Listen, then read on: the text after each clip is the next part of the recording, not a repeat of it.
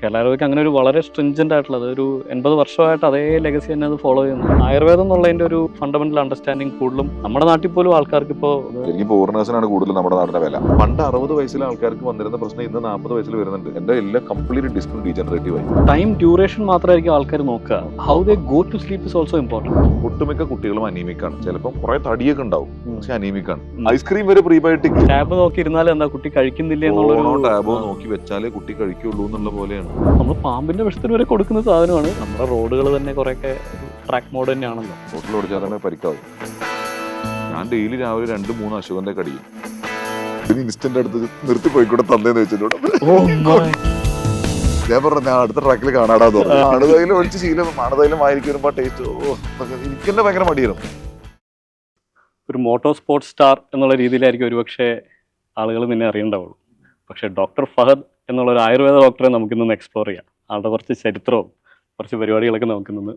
ഞാൻ first time തന്നെ കാണുന്നത് കോളേജിൽ ലൈബ്രറി ടീഷർട്ട് ഇട്ട് കോളേജിൽ വന്നു പറഞ്ഞിട്ട് കഴുത്ത് കോളറി കയറി പിടിച്ച് ഭയങ്കര പോളിസി ആയിരുന്നു. ഞാൻ നീ അവിടെ ഇരുന്ന് വായിച്ചുകൊണ്ടിരിക്കുക, ഞാൻ നിന്നെ പുറകിൽ കാണുള്ളൂ. അപ്പൊ ഏത് ബാച്ചാണ് എന്താണെന്ന് അറിയില്ല, നമ്മൾ സീനിയർ ആണല്ലോ. ഞാൻ വായിക്കാന്നൊക്കെ പുറത്തുള്ള ആൾക്കാർ കേട്ടാലേ ഞാൻ വായിക്കുമെന്ന് വായിക്കാൻ തോന്നണം. അപ്പൊ ഞാൻ എൻ്റെ ടീഷർട്ടിൽ കയറി പിടിച്ചിട്ട് ടീഷർട്ടിനോടാ കോളേജിൽ വന്നെന്ന് പറഞ്ഞ് ചോദിച്ചതും നീ അങ്ങനെ എണീക്കാൻ തുടങ്ങിയപ്പോഴാണ് മനസ്സിലായത് എണീറ്റിട്ടും തീരുള്ളല്ലോ എന്നുള്ള രീതിയിൽ ഇങ്ങനെ ആചാനുബാഹുവായിട്ടുള്ള ഒരാൾ. അപ്പോൾ സത്യം പറഞ്ഞ ഉള്ളിൽ നല്ല പേടിയുണ്ടായിരുന്നു. എന്ന് വെച്ച് കഴിഞ്ഞാൽ നീ എന്ത് ചെയ്യും എന്നുള്ളത്. പക്ഷെ അന്ന് എനിക്ക് ഒരു കാര്യം കൂടി മനസ്സിലായി. You are like Ferdinand the bull എന്ന് കേട്ടിട്ടില്ലേ? അതായത് ഒരു ജെന്റിൽ ജയന്റ് പോലെയാണ്. അപ്പോൾ ഫഹദിൻ്റെ ഒരു കീ ട്രേറ്റ് എന്ന് പറയുന്നത് you are A very human person. In the sense ആളുകളുടെ ഒരു പെയിൻ പോയിന്റ്, അവരുടെ താല്പര്യങ്ങൾ, ആഗ്രഹങ്ങൾ അത് മനസ്സിലാക്കി ഒരുപാട് കാര്യങ്ങൾ ചെയ്യുന്ന ഒരാളാണ്. അപ്പോൾ അത് ഒരു പക്ഷേ ഈ ഫിഗറിന് ആൾക്കാർക്ക് ഗസ് ചെയ്യാൻ പറ്റില്ല എന്നുള്ളതാണ്. So that was my first encounter with you. College കാലഘട്ടത്തിൽ എന്റെ വണ്ടി ഭ്രാന്ത് എനിക്ക് തോന്നുന്നു നമ്മുടെ കോളേജിൽ ഏറ്റവും കൂടുതൽ എക്സ്പ്ലോർ ചെയ്തിട്ടുള്ള നിങ്ങളായിരിക്കും. അതായത് അതിനെക്കുറിച്ച് കൂടുതൽ പറഞ്ഞിട്ടുള്ളതും. എനിക്ക് വണ്ടിയിൽ വീലി ചെയ്യാൻ, നോസ് വീൽ എനിക്ക് ഓർമ്മ ഉണ്ടോ? ഞാൻ ഹോസ്റ്റലിന്റെ മുമ്പിൽ അല്ല ഇതെന്താ സംഭവം എന്ന് പറഞ്ഞാൽ നമ്മൾക്ക് മനസ്സിലാവുകയില്ല നീ എന്തെങ്കിലും ഒരു സ്റ്റണ്ട് കാണിക്കാൻ പോകായിരിക്കും എന്നുള്ളത്. എൻ്റെ കൂടെ എവിടെയെങ്കിലും പോകാന്നുള്ളതിൽ പുറകിൽ എവിടെയെങ്കിലും കയറിയിരിക്കും. അങ്ങനെ 20 km/h പോണ ആള് പെട്ടെന്നൊക്കെ എടുക്കുക. അങ്ങനെ ജീവൻ പണയം വെച്ച് ഒരുപാട് യാത്രകൾ നീ റിയലൈസ് ചെയ്തിട്ടുണ്ടാവില്ല. അല്ല എനിക്കതൊരു ഫണ്ണായിരുന്നു. ഫണ്ണ് എന്ന് പറഞ്ഞാൽ എനിക്ക് എന്റെ കയ്യിൽ വണ്ടി കൺട്രോൾ ഉണ്ടായിരുന്നു, അതുകൊണ്ടാണ് ഞാൻ സ്പീഡിൽ പോയിരുന്നത്. ആക്ച്വലി അത് ആ ഒരു കൺട്രോളിന്റെയും പ്രിസിഷന്റെയും ആ ലെവൽ ഓഫ് കാൽക്കുലേഷൻ നമുക്ക് ഡ്രൈവിങ്ങിൽ വേണം എന്നുള്ളത് എനിക്ക് തോന്നുന്നു നിന്റെ ഞാൻ പഠിക്കുന്നത്. ഇപ്പോൾ ഫോർ എക്സാമ്പിൾ നമ്മൾ ഒരിക്കൽ അവിടെ നിന്ന് ഒരു ക്വാളിസ് എടുത്തിട്ട് എറണാകുളം പോയി തുറക്കുന്നുണ്ടോ? എല്ലാവരും കൂടി പോയതല്ലേ? കോളേജിൽ ഇങ്ങനെ ആ ആലുവ മൂന്നാർ റോഡിൽ പോയിക്കൊണ്ടിരിക്കുമ്പോൾ ഫ്രണ്ടിലൊരു എയർബസ് ഉണ്ട്, അതിന്റെ ഫ്രണ്ടിലൊരു ലോറി ഉണ്ട്. ഈ രണ്ട് വണ്ടികൾക്ക് പോകാനുള്ള വീതി ആ റോട്ടിലുള്ളൂ. ഈ എയർബസ് ഈ ലോറിനെ ഓവർടേക്ക് ചെയ്യാൻ തുടങ്ങി. നീ ഈ ക്വാളിസും കൊണ്ട് ആ എയർബസിനെയും ഓവർടേക്ക് ചെയ്ത് അപ്പുറത്തെ ലൈക്ക് റോഡും കഴിഞ്ഞ് ഞാൻ വെച്ചാൽ എന്താ കാണിക്കുന്നത്. അപ്പോൾ നീ പറഞ്ഞ ഓർക്കുന്നുണ്ടോ, എയർബസിന്റെ ബ്രേക്കിംഗ് ഇങ്ങനെയായിരിക്കും, ഇത് ചവിട്ടുമ്പോൾ ഈ റേഞ്ചിലാണ് നിൽക്കുക, ആ ലോറി ഇങ്ങനെയായിരിക്കും പോവുക, അപ്പൊ എനിക്ക് ഈ ഗ്യാപ്പിൽ കൂടെ അവിടെ എത്താൻ പറ്റും എന്നുള്ളത്. സത്യം പറഞ്ഞാൽ അന്നാണ് ഇതിന്റെ ഇടയിൽ ഇത്രയും കാൽക്കുലേഷൻസ് നടക്കുന്നുണ്ടെന്നുള്ളത് ഞാൻ റിയലൈസ് ചെയ്യുന്നത്. ഡ്രൈവിംഗ് എന്ന് പറഞ്ഞാൽ തന്നെ ഒരു പ്രിജുഡൈസ്ഡ് ലെവലിൽ ഡ്രൈവിംഗ് ചെയ്യുന്നതാണ് ഏറ്റവും സേഫർ. അതായത് നമുക്ക് എല്ലാ സാധനം മുമ്പിലുള്ള സാധനങ്ങളൊക്കെ എപ്പോഴും ആന്റിസിപ്പേറ്റ് ചെയ്ത് പോകണം. സോറി, പ്രിജുഡൈസ് അല്ല, ആന്റിസിപ്പേറ്ററി ഡ്രൈവിംഗ് അത് നിർബന്ധമാണ്. എപ്പോഴും മുമ്പിലുള്ള വണ്ടി എന്താണ് ചെയ്യാൻ പോവുക, ആ വണ്ടിയുടെ വെയിറ്റ് കാര്യങ്ങളൊക്കെ എപ്പോഴും നോക്കി ഓടിക്കില്ല. എനിക്ക് അത് ഭയങ്കര ഹരാണ്. കാരണം എന്റെ കൂടെ ഇരിക്കുന്ന ആൾക്കാർക്ക് പേടിയാവുമെങ്കിലും എന്റെ അടുത്ത് കൺട്രോൾ ഉണ്ടാവും. ചിലപ്പോൾ പറ്റാറുണ്ട്, ചിലപ്പോൾ ചില സമയത്തൊക്കെ എന്തെങ്കിലും കാൽക്കുലേഷനിൽ മിസ്റ്റേക്ക് വരുമ്പോൾ അത് തട്ടിയിട്ടുണ്ടാവും. പക്ഷെ വലിയ ഇതിൽ തട്ടിലൊന്നും ഇതുവരെ പറ്റിയിട്ടില്ല. കാരണം ഞാൻ എപ്പോഴും അങ്ങനത്തെ ഒരു ലെവലിലാണ് വണ്ടി ഓടിക്കില്ല. ഇപ്പൊ ട്രാക്കിലായാലും ഞാൻ വണ്ടി ഓടിക്കുമ്പോൾ ഫുള്ള് ആദ്യം അങ്ങനെ ഒരു സൂപ്പർ ഹ്യൂമൻ സ്റ്റൈലോ അല്ലെങ്കിൽ ഭയങ്കര സ്പീഡിലൊന്നും എനിക്ക് ഇപ്പോൾ ഓടിക്കാൻ കഴിയില്ല. ഫാമിലിയൊക്കെ സെറ്റിൽ ആയപ്പോൾ അങ്ങനെ സ്പീഡിൽ കൊണ്ടേ അന്ന് ഇത്തിരി ബോധമില്ലാതെ ഓടിച്ചിരുന്നു. പക്ഷെ അപ്പോഴും എനിക്കൊരു കാൽക്കുലേഷൻ ഉണ്ടാവുന്നു എന്റെ വണ്ടി എങ്ങനെ പോകുന്നത്. അപ്പൊ ഇപ്പൊ ഞാൻ ട്രാക്കിൽ നടക്കുമ്പോൾ ഞാനൊരു വണ്ടിയായിട്ട് ഇങ്ങോട്ട് സിങ്ക് ആയിട്ട് ഞാനങ്ങ് നടക്കുകയാണ്. വണ്ടി കൊണ്ടല്ല, ഞാൻ കറക്റ്റ് ആയിട്ട് നടക്കുമ്പോൾ എന്റെ വീൽ എവിടെ ഇരിക്കും എന്നൊക്കെ ഞാൻ അങ്ങനെ കറക്റ്റ് ജഡ്ജ് ചെയ്ത് പോകും. ആ ജഡ്ജ്മെന്റിൽ എവിടെ ത്രോട്ടിൽ കൊടുത്ത് എന്റെ വണ്ടി കയ്യിൽ നിന്ന് പോകുന്നുള്ള സാധനമൊക്കെ എനിക്ക് മനസ്സിലാവും. എന്റെ ആക്ച്വലി ഡ്രൈവിംഗ് പഠിപ്പിച്ച സാറ് പറഞ്ഞ ഓർക്കുന്നുണ്ട്. അതായത് നിങ്ങൾ ഒഴിച്ച് റോട്ടിലുള്ള എല്ലാവരും ഭ്രാന്തന്മാരാണെന്ന് വിചാരിച്ചേക്കുക. അതൊരു കാൽക്കുലേഷൻ. ശരിക്കും നീ പറഞ്ഞില്ലേ ഈ ആന്റിസിപ്പേറ്ററി ഡ്രൈവിംഗ് എന്ന് പറയുന്നത്. അപ്പോൾ ഒരു ആന്റിസിപ്പേഷൻ എന്ന് പറയുന്ന ഈ സാധനം, അത് you as a doctor has it also helped you in diagnosing and ഒരു സംശയമില്ല. പല കണ്ടീഷൻസും കാണുമ്പോൾ ഇതിനു മുമ്പ് ഇന്നത് വരാം, അല്ല അടുത്തത് ഇന്നത് വരാം എന്നൊക്കെ പറഞ്ഞിട്ട് നമ്മൾ അങ്ങനെയാണല്ലോ പേഷ്യൻസിനെ ട്രീറ്റ് ചെയ്യണത്. ലക്ഷണങ്ങൾ കണ്ടല്ലേ നമ്മൾ ട്രീറ്റ് ചെയ്യണത്. ഇത് നിദാനമായിരിക്കാം, ചിലപ്പോൾ ഇന്ന നിദാനം കൊണ്ട് ഇത് വന്നിരിക്കാം. അപ്പൊ പേഷ്യന്റിനെ പ്രോപ്പർ ആയിട്ട് ഗൈഡ് ചെയ്യാനും കാര്യങ്ങൾക്കൊക്കെ നമ്മളത് ഭയങ്കരമായിട്ട് ഹെൽപ്പ് ചെയ്യാറുണ്ട്. എനിക്ക് തോന്നുന്നു നമ്മള് അതൊരു മസിൽ മെമ്മറി പോലെ ആവുന്നതാണ് ഇതിന്റെ ഈ സ്ട്രക്ചറിങ്. നമുക്ക് എന്തൊക്കെയാണ് ഒരു കണ്ടീഷൻ കോസ് ചെയ്യുന്നതെന്നാണ് ഒരു ഡിസീസിന്റെ എക്സ്പ്ലനേഷനിൽ ആയുർവേദ ടെക്സ്റ്റുകളിൽ പറഞ്ഞു പോവുക. നിദാനത്തിൽ നിന്നാണ് സ്റ്റാർട്ട് ചെയ്യുന്നത്. ആൻഡ് അത് വെച്ചിട്ട് പൂർവ്വരൂപം എന്ന് പറയുന്ന സാധനമല്ലോ, അത് ഒരു കണ്ടീഷൻ വന്നതിന് മുമ്പ് തന്നെ ഇത്ര ലക്ഷണങ്ങൾ, അത് ആക്ച്വലി ഈ ഡിസീസ് വരാൻ പോകുന്നതിന്റെ ലക്ഷണമാണ്. അതൊക്കെ ഈ എനിക്ക് തോന്നുന്നത് നല്ലൊരു സിങ്ക് ആയിരിക്കും അല്ലേ ഈ പീഡിയാട്രിക് കണ്ടീഷൻസിൽ. ഞാൻ അതാണല്ലോ കാര്യമായിട്ട് ഹാൻഡിൽ ചെയ്തത് കഴിഞ്ഞ 10 വർഷം. ഇതിന്റെ PG പീഡിയാട്രിയിലാണ്. അപ്പൊ അതിലിങ്ങനെ കുറെ ആയിട്ട് കുട്ടികളുടെ ഈ ഇമ്മ്യൂൺ പ്രശ്നങ്ങളൊക്കെ കുറെയൊക്കെ കാണിക്കുന്നത് കുറെ എന്തെങ്കിലും ഡെഫിഷ്യൻസി ഒക്കെ ഉണ്ടാവും. കറക്റ്റ് ലക്ഷണങ്ങളൊക്കെ വെച്ചിട്ട് നമ്മൾ അതിനെ ട്രീറ്റ് ചെയ്യും. അല്ലെങ്കിൽ നമ്മുടെ ശാസ്ത്രം പറയുന്ന പോലെ തന്നെ ഏറ്റവും ആദ്യം ദീപനപാചനായിട്ടുള്ള സാധനങ്ങൾ, ക്രിമിശോധനമൊക്കെ, അതൊക്കെ ചിലപ്പോൾ പല വലിയ കണ്ടീഷൻസിനെ ഒഴിവാക്കും. അത് നന്നായി. ഞാൻ ആക്ച്വലി ഞാൻ പറയില്ലേ you are A human person എന്നുള്ളത്. എനിക്ക് ഇതിൻ്റെ അകത്തൊരു വലിയ ഇൻസിഡന്റ് ഓർമ്മ വരുന്നത്, നമ്മളന്ന് ചേലാട് നമ്മൾ സ്ഥിരം കുളിക്കാൻ പോവില്ലേ, ഒരു ഇന്ദിരാഗാന്ധിയുടെ ഇറിഗേഷൻ പ്രോജക്റ്റിന്റെ ഒരു കൈവഴിയാ. ഇത് ബ്യൂട്ടിഫുൾ ആയിരുന്നില്ല ആ സ്ഥലമെല്ലാം. വർമ്മ സാർ എല്ലാവർക്കും ഉണ്ട്. എന്നിട്ട് കുളിക്കാൻ പോകുമ്പോൾ ഈ മെയിൻ കനാലിൽ നിന്ന് വെള്ളം വീണ ആ സ്ഥലത്ത് നല്ല ആഴവും നല്ല ഫോഴ്സിലായിരിക്കും എപ്പോഴും വെള്ളം വരിക. നമ്മളിങ്ങനെ ആ ചെറിയ തോട്ടിക്കൂടെ നീന്തി കളിക്കുമ്പോൾ ഒരിക്കൽ ഒരു പയ്യൻ ഡ്രൗൺ ചെയ്യുന്നുണ്ടായിരുന്നു. നമ്മൾ ചെല്ലുമ്പോഴാണത് നമ്മള് തുടങ്ങിയിട്ടുള്ളൂ, ഇറങ്ങാൻ പോണുള്ളൂ. എനിക്കൊരു വേഗം ഓർമ്മയുള്ളൂ. പക്ഷെ എന്ത് നമ്മളെല്ലാരും വണ്ടി നിർത്തിച്ചു തന്നു. സത്യം പറഞ്ഞാൽ നമ്മുടെ ആയുർവേദം പോലെ തന്നെ ഒരു സാധനം ഡോക്യുമെന്റഡ് അല്ലാതെ പോടാ അന്ന് വീഡിയോ എടുത്തിരുന്ന ഇതൊക്കെ കിട്ടിയത്. അതായത് നമ്മളെല്ലാരും കൂടി ചെല്ലണു. നമ്മൾ ചെല്ലുമ്പോ വർമ്മ സാറുണ്ട്, നമ്മളുണ്ട്, ജീസൻ ചേട്ടനുണ്ട്, പിന്നെ നമ്മുടെ കൂട്ടത്തിൽ ആരോ ഒരു പയ്യനും കൂടിയാണ് നമ്മുടെ കൂട്ടത്തില്. ഞാൻ ചെന്ന് എടാ അവിടെ ഉള്ള ചെക്കന്മാരെന്നെ രക്ഷിക്കടാന്ന് പറയാം. ഇവന്മാരൊക്കെ കള്ളു കുടിച്ച് ഫിറ്റ് ആയിട്ട് നിൽക്കുന്ന സമയമാണ്. അപ്പൊ ഇവർക്ക് തന്നെ അറിയാം അവിടെ ഇറങ്ങിക്കഴിഞ്ഞാൽ പണിയാവും. എനിക്ക് ആ ബോധമല്ലാണ്ട് ഞാൻ പോയി ചാടി. അല്ല, ബോധത്തിനേക്കാൾ ഉപരി ഐ തിങ്ക് ആ ഒരു പ്രസൻസ് ഓഫ് മൈൻഡ്, ഈ കൺട്രോൾ, അതൊക്കെ ആയിരിക്കണം ഒരു പക്ഷെ അതിന് ഹെൽപ്പ് ചെയ്തിട്ടുണ്ടാവുക. അതായത് ഞങ്ങളും ഈ അയ്യോ എന്നുള്ള രീതിയിൽ നിൽക്കുമ്പോൾ നീ ചാടി കഴിഞ്ഞു, ചാടി കഴിഞ്ഞ് കുറച്ചു നേരത്തേക്ക് രണ്ടിനെ കണ്ടില്ല എന്നുള്ള അവസ്ഥയായി. അല്ല, പിന്നെ എനിക്ക് മനസ്സിലായത് ഇത് ചുഴിയാണ്, എന്നെ വലിച്ചിട്ട് താഴത്തേക്ക് കൊണ്ടുകൊണ്ടെന്നുള്ള സാധനം വെള്ളത്തിന് അടിയിൽ പോയപ്പോഴാണ് എനിക്ക് മനസ്സിലായത്. പക്ഷെ ഞാൻ അങ്ങനെയൊക്കെ അവനെ പിടിച്ച് പൊക്കി. പിന്നെ അവസാനം കല്ലിൽ ചവിട്ട് കിട്ടി, ഞാൻ അവിടെ നിന്ന് രക്ഷപ്പെട്ടുമല്ല. ഇപ്പൊ അവിടെ വെക്കൂല. അപ്പൊ ആ ലെഗസി ഇപ്പോഴും കണ്ടിന്യൂ ചെയ്യുന്നുണ്ട്. ഈ ആൾക്കാർക്ക് ഒരു പ്രശ്നം വരാൻ പോകുന്നുണ്ടെന്നുള്ളത് ഇന്നാളെ നീ ഒരു എക്സാമ്പിൾ പറഞ്ഞില്ലേ, എവിടെയോ ഈ കോമ്പറ്റീഷനിൽ പോകുമ്പോ. കോമ്പറ്റീഷനിൽ അതെ, ഈ കഴിഞ്ഞ RFC ഞാൻ ജയിച്ച RFCയിലാണ് പുള്ളി. ഞാൻ ഇങ്ങനെ ഒരു സൈഡിൽ നിന്ന് നോക്കുമ്പോ ഒരു ട്രാക്കിനകത്ത് പുള്ളി പയ്യെ ഓടിക്കുന്ന ഭയങ്കര സീനിയർ ഓഫ് റോഡറാണ്. പുള്ളി ഒരു കുളത്തിലിറങ്ങി 3 എക്സിറ്റ് ഉണ്ട്. ഒരു എക്സിറ്റിൽ കയറി, പിന്നെ ഇറങ്ങി, പിന്നെയും കയറി ഇറങ്ങി. അപ്പൊ ഓരോ എക്സിറ്റ് കയറുമ്പോഴും എനിക്കറിയാം പുള്ളിക്ക് എന്തോ പണി കിട്ടാൻ പോകുന്നുണ്ട്. പുള്ളി എത്ര സ്ലോ ആയിട്ടാണ്. 3ാമത്തെ എക്സിറ്റ് ഭയങ്കര ടൈറ്റ് എക്സിറ്റാ. അവിടെ പുള്ളി മറിയുന്നു ഞാൻ നേരത്തെ അങ്ങോട്ട് പറഞ്ഞു എന്റെ ചെക്കന്മാരോട്. അപ്പൊ ഇവന്മാരോട് പറഞ്ഞു നിങ്ങൾക്ക് കരുതാക്കടുത്ത്. ഞാൻ പറഞ്ഞു പറിച്ചിട്ടാന്ന് അവന്മാര് പറയാ. അതായത് പുള്ളിയുടെ ഓടിക്കുന്ന സ്റ്റൈലും ആ ക്ലൈംബിന്റെ ഇൻക്ലൈൻ ഒക്കെ കണ്ടാൽ ഉറപ്പാണ് പുള്ളി എങ്ങനെയും അവിടെ ചെറിയൊരു മൈന്യൂട്ട് എറർ മതി പുള്ളി മറിയാൻ. ഈ ഇപ്പൊ ഒരു ഹോസ്പിറ്റലും നടത്തുന്നുണ്ടല്ലോ, ഷിഫ മെറ്റർണിറ്റി. അത് നെസ്നിൻ ഞാനും അവള് കൂടിയാണ്. അവളാണ് ആദ്യം തുടങ്ങിയത്. പിന്നെ പീഡിയാട്രിക് ഞാൻ ഗവൺമെന്റിൽ വർക്ക് ചെയ്യുന്ന സമയത്ത് തന്നെ ഞാൻ ഈവനിങ്സ് അവിടെ പോയി റൗണ്ട്സും കാര്യങ്ങളൊക്കെ നടത്തും. അങ്ങനെയാണ് അത് ഓടിക്കൊണ്ടിരുന്നത്. ഇപ്പൊ ഞാൻ ഫുൾ ടൈം അവിടുത്തെ ഡോക്ടറായി. ഇതിന്റെ ഒരു ബാലൻസിങ് ഒക്കെ എങ്ങനെയാ? പറഞ്ഞത് ഇവിടെ ഫുൾ ടൈം ഡോക്ടർ ഉണ്ട്, and then you are also pursuing your passion. How do you manage this? Passion ഇപ്പൊ അവരെന്നെ എനിക്ക് ഭയങ്കര സപ്പോർട്ടീവാണ് എന്റെ മാനേജ്മെന്റ്. പിന്നെ ഗവൺമെന്റിലായിരുന്നപ്പോൾ ലീവ് എടുത്ത് പോകും, ലോസ് ഓഫ് പേ അതായിരുന്നു. അന്നും അവിടെയും വലിയ ശല്യങ്ങളൊന്നും ഇരുന്നില്ല. ഇവിടെ ഒരു പ്രൈവറ്റ് സെറ്റപ്പ് ആയിട്ട് എനിക്ക് അങ്ങനെ ചെയ്യാൻ പറ്റുമെന്ന് വെച്ചാൽ വീക്ക് ഡേയ്സ് ഞാൻ വർക്ക് ചെയ്യും. എന്റെ പണി ഞാൻ ആ വീക്ക് ഡേ ഫുള്ള് തീർക്കും. കാരണം ഇപ്പൊ ഞാൻ അവിടുത്തെ മെഡിക്കൽ ഡയറക്ടറും കൂടിയാണ്. അപ്പൊ എനിക്ക് ഒരുപാട് ലോഡ് ഉണ്ട്.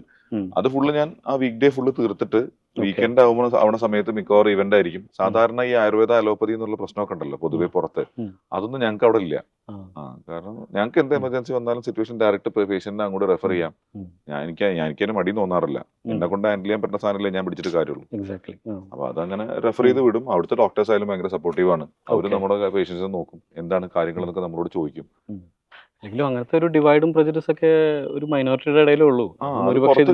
അതാണ് ശരിക്കും ഹൈലൈറ്റഡ് ആണ്. പുറത്ത് ഹൈലൈറ്റഡ് ആവണതും മീഡിയ കൊണ്ട് നടക്കുന്ന സാധനം അതാണ്. അതെ, നമ്മള് അസ്യൂം ചെയ്യും. ഞാൻ ഇന്നലെ MA കോളേജിൽ പോയിരുന്നു, എഞ്ചിനീയറിംഗ് കോളേജിൽ. അവർക്ക് ഒരു അവയർനെസ് പ്രോഗ്രാമും പിന്നെ അവിടെ കുറച്ച് കൊലാബറേഷൻ ഇതൊക്കെ ആയിട്ട്.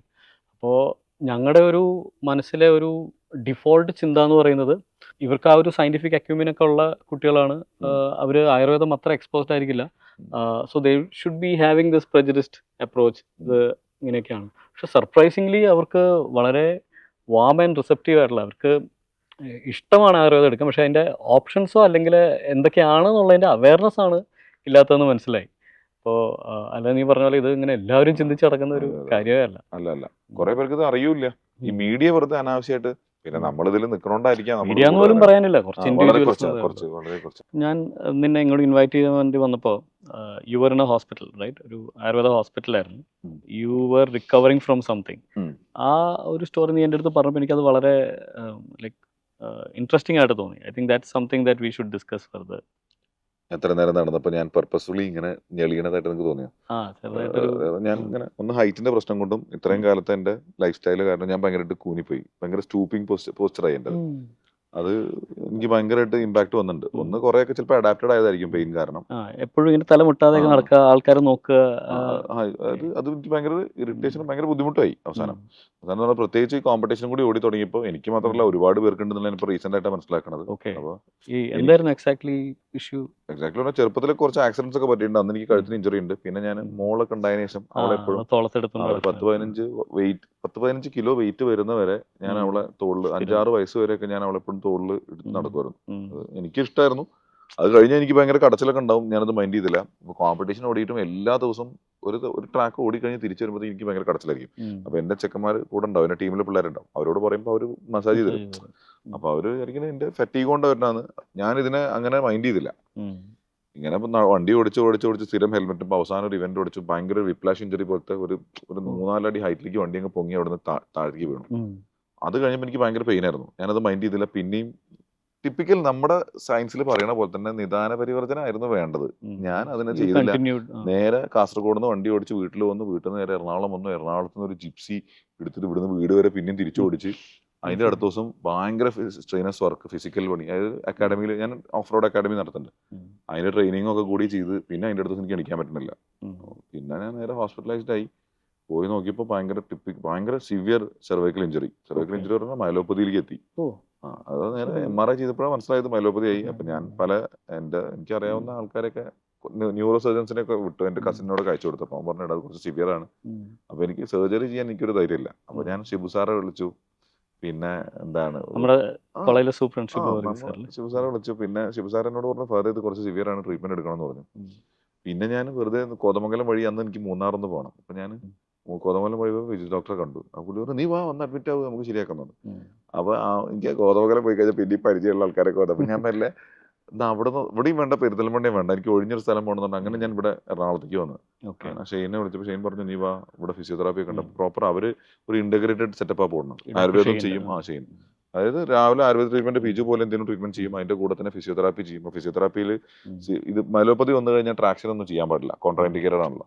അപ്പൊ അത് കാരണം ഞാൻ ട്രാക്ഷൻ ഒന്നും ചെയ്യില്ല. എന്നാൽ അവര് സ്ട്രെങ്തനിങ് ആയിട്ടുള്ള സാധനങ്ങൾ, പിന്നെ എന്റെ ചുറ്റുള്ള മസിൽസ് സ്ട്രെങ്തൻ ചെയ്യാനുള്ള എക്സസൈസ് നല്ലോണം പണിയെടുപ്പിക്കുന്നുണ്ട്. ഇത്ര ദിവസം ശരിക്കും അത് നമ്മൾ അഭാവകമൊക്കെ ഈ ഇതിനോട് റിലേറ്റഡ് ആയിട്ടുള്ള എല്ലാ സാധനത്തിലും നസ്യം ഭയങ്കര എഫക്ട് ഉണ്ടാക്കും എന്ന് പറയും. അപ്പൊ എനിക്ക് നസ്യം സത്യം പറഞ്ഞാൽ ഇഷ്ടമല്ല. എപ്പോഴും റെസ്പിറേറ്ററി പ്രശ്നങ്ങൾ വരും. നസ്യം ചെയ്ത റിസൾട്ട് ഉണ്ടാവും എന്ന് എനിക്ക് അറിഞ്ഞാലും മൂക്കിൽ കൂടെ മരുന്ന് ഒഴിക്കേണ്ടേ എന്നുള്ളൊരു മടി കൊണ്ട് ഞാൻ ചെയ്യൂല. ഇത് നോക്കിയപ്പോ എന്നോട് ഞാൻ എന്റെ വേറെ ഫ്രണ്ടിനെ വിളിച്ചു. അപ്പൊ അവൻ പറഞ്ഞു എടാ ഞങ്ങൾക്ക് ഇവിടെ നസ്യം ചെയ്ത് ഭയങ്കര റിസൾട്ടാണ് നിന്റെ കണ്ടീഷൻസിൽ. പക്ഷെ അത് നോർമൽ നസ്യമല്ല. ചില ക്ലാസിക്കൽ ടെക്സ്റ്റുകൾ സംഗ്രഹത്തിൽ പറയുന്ന ഒരു സാധനം ഉണ്ട്. ഏതോ CMEക്ക് പോയപ്പോൾ അവൻ കേട്ടതാണ്. അപ്പൊ അവിടെ കുറച്ച് ഹെവി ഡോസിൽ നസ്യം ചെയ്യും. അപ്പൊ ഞാൻ ഹെവി ഡോസ് പറഞ്ഞപ്പോ എത്ര ഹെവി ഡോസ് എന്ന് ചോദിച്ചു. അപ്പൊ ഞാൻ പഠിച്ച ഹെവി ഡോസ് അല്ല ഇവൻ പറയുന്നത്. പിന്നെ 5 ml 6 ml ഒക്കെയാണ് ഒരു നേരം ഒഴിക്കാൻ പറയുന്നത്. 2 ഡ്രോപ്സ് ഒക്കെ വേണ്ടടുത്താണ്. 2-3 ഡ്രോപ്സ് വേണ്ടടുത്ത് 1 ml 20 ഡ്രോപ്സ് ആയി. ഒരു മൂക്കിന് ഒരു നോസ്ട്രലിനകത്ത് 3 ml, മറ്റേ നോസ്ട്രലിനകത്ത് 3 ml. ഒരൊറ്റ ഡോസ് 6 ml. ആ സാധനം ഞാൻ അടുപ്പിച്ച് 5 ദിവസം ചെയ്തു. സത്യം പറയട്ടെ, ആദ്യത്തെ 4 ദിവസം എനിക്ക് ഭയങ്കര ഇറിറ്റേഷൻ. ഫസ്റ്റ് ഡേ ഞാനൊന്ന് ഒന്ന് ഫെയിൻറ്റഡ് ഒക്കെ ആയി. 5th ഡേ, അതായത് ഓൾട്ടർനേറ്റ് ഡേയ്സിലാണ് ചെയ്ത് നസ്യം ചെയ്യും. 5th ഡേ എനിക്ക് ഭയങ്കര റിലീഫ് പറഞ്ഞാൽ എന്റെ കംപ്ലീറ്റ് പ്രശ്നങ്ങൾ. എനിക്ക് കയ്യിലേക്ക് ഭയങ്കര മരവിപ്പായിരുന്നു. ഫുൾ പോയി എന്ന് പറഞ്ഞാൽ ചെറിയൊരു മരവിപ്പുണ്ട് ഇപ്പം. അത് ഫൈനലായിട്ട് നിൽക്കണേ. ഇത്ര റിസൾട്ട് ഈ സാധനം ഉണ്ടാക്കും എന്നുള്ളത് നമ്മൾക്ക് തന്നെ ഒരു ഫസ്റ്റ് ഹാൻഡ് എക്സ്പീരിയൻസ് ഞാൻ ചെയ്യണില്ല, നമ്മളും ചെയ്യണില്ല. ഇത് മസ്തിയാണ്, മൂക്കിൽ മരുന്ന് ഒഴിക്കണം, എണ്ണ ഒഴിക്കണം എന്നൊക്കെ പറഞ്ഞ ഇറിറ്റേഷൻ. അണുതൈലം ഒഴിച്ച് ശീലം, അണുതൈലം വായിരിക്കും വരുമ്പോ ടേസ്റ്റ് എനിക്ക് തന്നെ ഭയങ്കര മടിയായിരുന്നു. ഇത്ര റിസൾട്ട് ഉണ്ടാക്കി. വേറെ എന്തൊക്കെയാ നീ ഇപ്പോൾ ആയുർവേദത്തിന്റെ ഇൻസ്പയർഡ് ആയിട്ടുള്ള അല്ലെങ്കിൽ ആയുർവേദത്തിൽ പറയുന്ന എന്തെങ്കിലും മെത്തേഡ്സോ ഹെർബ്സോ എന്തെങ്കിലും നീ യൂസ് ചെയ്യലുണ്ടോ ട്രാക്കിലെ പെർഫോമൻസ്? ട്രാക്കിൽ പോകുമ്പോൾ സ്ഥിരം അതെന്റെ ടീമിലെ ചെക്കന്മാർക്കൊക്കെ ആലോചിക്കും. എന്നോട് പലപ്പോഴും ഞാൻ RFC ഒക്കെ ഓടിക്കുമ്പോൾ RFC ഭയങ്കര സ്ട്രെയിനസ് ഒരു ഇവന്റാ. ലോക്കൽ ഇവന്റ് ഓടിക്കുന്ന പോലെ ലോക്കൽ ഇവന്റ് ഒരു track rain forest challenge world toughest കോമ്പറ്റീഷൻസിൽ 3rd പ്ലേസിൽ നിൽക്കുന്ന കോമ്പറ്റീഷൻ. ഞാൻ അതിന്റെ ചാമ്പ്യൻ ആണ്, ഇന്ത്യ ചാമ്പ്യൻ ആണ്. One and only Mallu from winning the championship. അതുകൊണ്ടാണ് എനിക്ക് ടാറ്റഡേ പ്രോഗ്രാം ഒക്കെ കിട്ടിയത്, അതിൽ ജയിച്ചുകൊണ്ട്. അങ്ങനെ ഈ ലോക്കൽ ഇവന്റ് ഓടിച്ചിട്ട് RFCക്ക് പോകുമ്പോൾ RFC എന്ന് പറഞ്ഞാൽ ഒരു ദിവസം 4 ട്രാക്ക് 5 ട്രാക്ക് ഉണ്ടാവും. ലോക്കൽ ഇവന്റ് ചിലപ്പോൾ 1 ട്രാക്കോ 2 ട്രാക്ക് ഉണ്ടാവുള്ളൂ. അത് രാവിലെ ഇറങ്ങി കഴിഞ്ഞാൽ വൈകുന്നേരം തീരും. ഇത് 7 ദിവസം കണ്ടിന്യൂസ് ഇവന്റാണ്. അപ്പൊ എന്നോട് എല്ലാവരും കോമ്പറ്റീഷൻ ഓടിക്കുന്ന ആളുകൾ ചോദിക്കും, നിനക്ക് 7 ദിവസം എങ്ങനെയാ ഈ എനർജി വരുന്നത്? എനർജി ഒന്ന് എന്റെ മെന്റൽ, കാരണം എനിക്കത് ജയിക്കണം എന്നുള്ളൊരു വാശി. ഒന്ന് ഇനീഷ്യലി ഞാൻ ഇൻവെസ്റ്റ് ചെയ്തിട്ടുണ്ട്, വണ്ടിയിൽ കുറെ ഇൻവെസ്റ്റ് ചെയ്തിട്ടുണ്ട്. കോമ്പറ്റീഷൻ ഓടിക്കുമ്പോൾ എന്തായാലും കാശ് പോകും. പക്ഷെ ആ കോമ്പറ്റീഷൻ ഓടിച്ച് അത് തിരിച്ചു പിടിക്കും ഞാൻ. എങ്ങനെയാന്ന് വെച്ചാൽ വിൻ ചെയ്ത പ്രൈസ് മണി ഉണ്ടാവും. ആ പ്രൈസ് മണി ഉണ്ടെങ്കിൽ എനിക്ക് എന്റെ അടുത്ത കോമ്പറ്റീഷൻ ഓടിക്കാൻ പറ്റുള്ളൂ. So I have to win എന്നുള്ളത് 100% എനിക്ക് നിർബന്ധമാണ്. അപ്പൊ അത് ജയിക്കാൻ വേണ്ടിയിട്ടുള്ള എല്ലാ പണിയും ഞാൻ ചെയ്യും. ജയിക്കാൻ ഒന്ന് ഫിസിക്കൽ എൻഡുറൻസ് വേണം. ഫിസിക്കൽ എൻഡുറൻസ് എപ്പോഴും എനർജി എപ്പോഴും ചാർജ്ഡ് ആയിട്ടിരിക്കണം. അപ്പൊ ആ ടെസ്റ്റോ ബൂസ്റ്റിന് വേണ്ടി ഞാൻ മേദ്യൌഷധി, നമ്മുടെ അശ്വഗന്ധ, ഞാൻ അശ്വഗന്ധയുടെ ഒരു ഫാനാണ്. ഞാൻ എപ്പോഴും എല്ലാ ബ്രാൻഡിന്റെയും KPLന്റെയും എല്ലാവരുടെയും അശ്വഗന്ധ ടാബ്ലറ്റ് എപ്പോഴും എന്റെ കയ്യിലുണ്ടാവും. ഞാൻ ഡെയിലി രാവിലെ 2-3 അശ്വഗന്ധ കടിക്കും. അങ്ങനെ സ്ഥിരം അശ്വഗന്ധ ടാബ്ലറ്റ് ആയിട്ട് അല്ലെങ്കിൽ ക്യാപ്സൂൾ ആയിട്ട്. പൗഡർ അല്ല, പൗഡർ കഴിക്കാൻ പാടല്ലേ. അതാണെങ്കിൽ രാവിലെ വിഴിക്കാൻ മതിയല്ലോ. കാരണം ഇതിനൊന്നും സമയം ഉണ്ടല്ലോ. ചിലപ്പോൾ ബ്രേക്ക്ഫാസ്റ്റ് പോലും കഴിക്കില്ല ട്രാക്ക് ഓടുമ്പോൾ. അത് കഴിച്ചാൽ എനിക്ക് ടോയ്ലറ്റിൽ പോകാൻ തോന്നുന്നു എന്നൊക്കെ ചോദിച്ചിട്ട് ഞാൻ ഇനീഷ്യൽ രാവിലത്തെ ബ്രേക്ക്ഫാസ്റ്റ് സ്കിപ്പ് ചെയ്യും. അപ്പൊ എനർജി ബൂസ്റ്റഡ് ആയിട്ട് ഇരിക്കാൻ വേണ്ടിയിട്ട് അടിക്കുന്നതാണിത്. 2-3 ടാബ്ലറ്റ് അടിക്കും. ഇത് സ്ഥിരം കഴിച്ച് ഇപ്പൊ 5-8 വർഷം കഴിച്ച് കോമ്പറ്റീഷൻ ഒക്കെ ജയിക്കുന്നുണ്ട്. എപ്പോഴെങ്കിലും ബൈ മിസ്റ്റേക്ക് 1-2 ട്രാക്ക് കയ്യിൽ നിന്ന് പോയാലായി. പക്ഷെ ഞാൻ കോമ്പറ്റീഷൻ പിടിച്ചാൽ എനിക്ക് തിരിച്ചടുത്ത കോമ്പറ്റീഷൻ ഇറങ്ങാൻ പറ്റുള്ളൂ. അങ്ങനെ ഞാൻ ജയിക്കും, പ്രൈസ് മണി വാങ്ങിക്കും.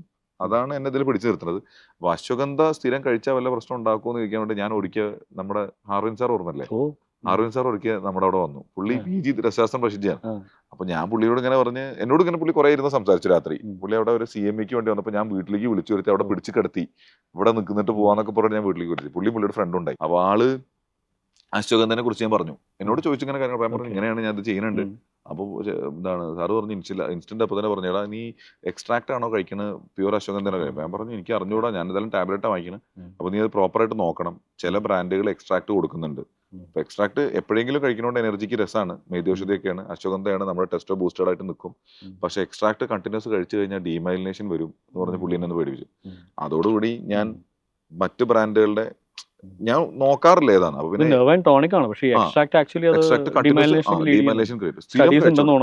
അങ്ങനെ കുറെ പേപ്പേഴ്സ് ഉണ്ട്, പ്രൂവ് ചെയ്തിട്ടുണ്ടെന്ന് പറഞ്ഞു.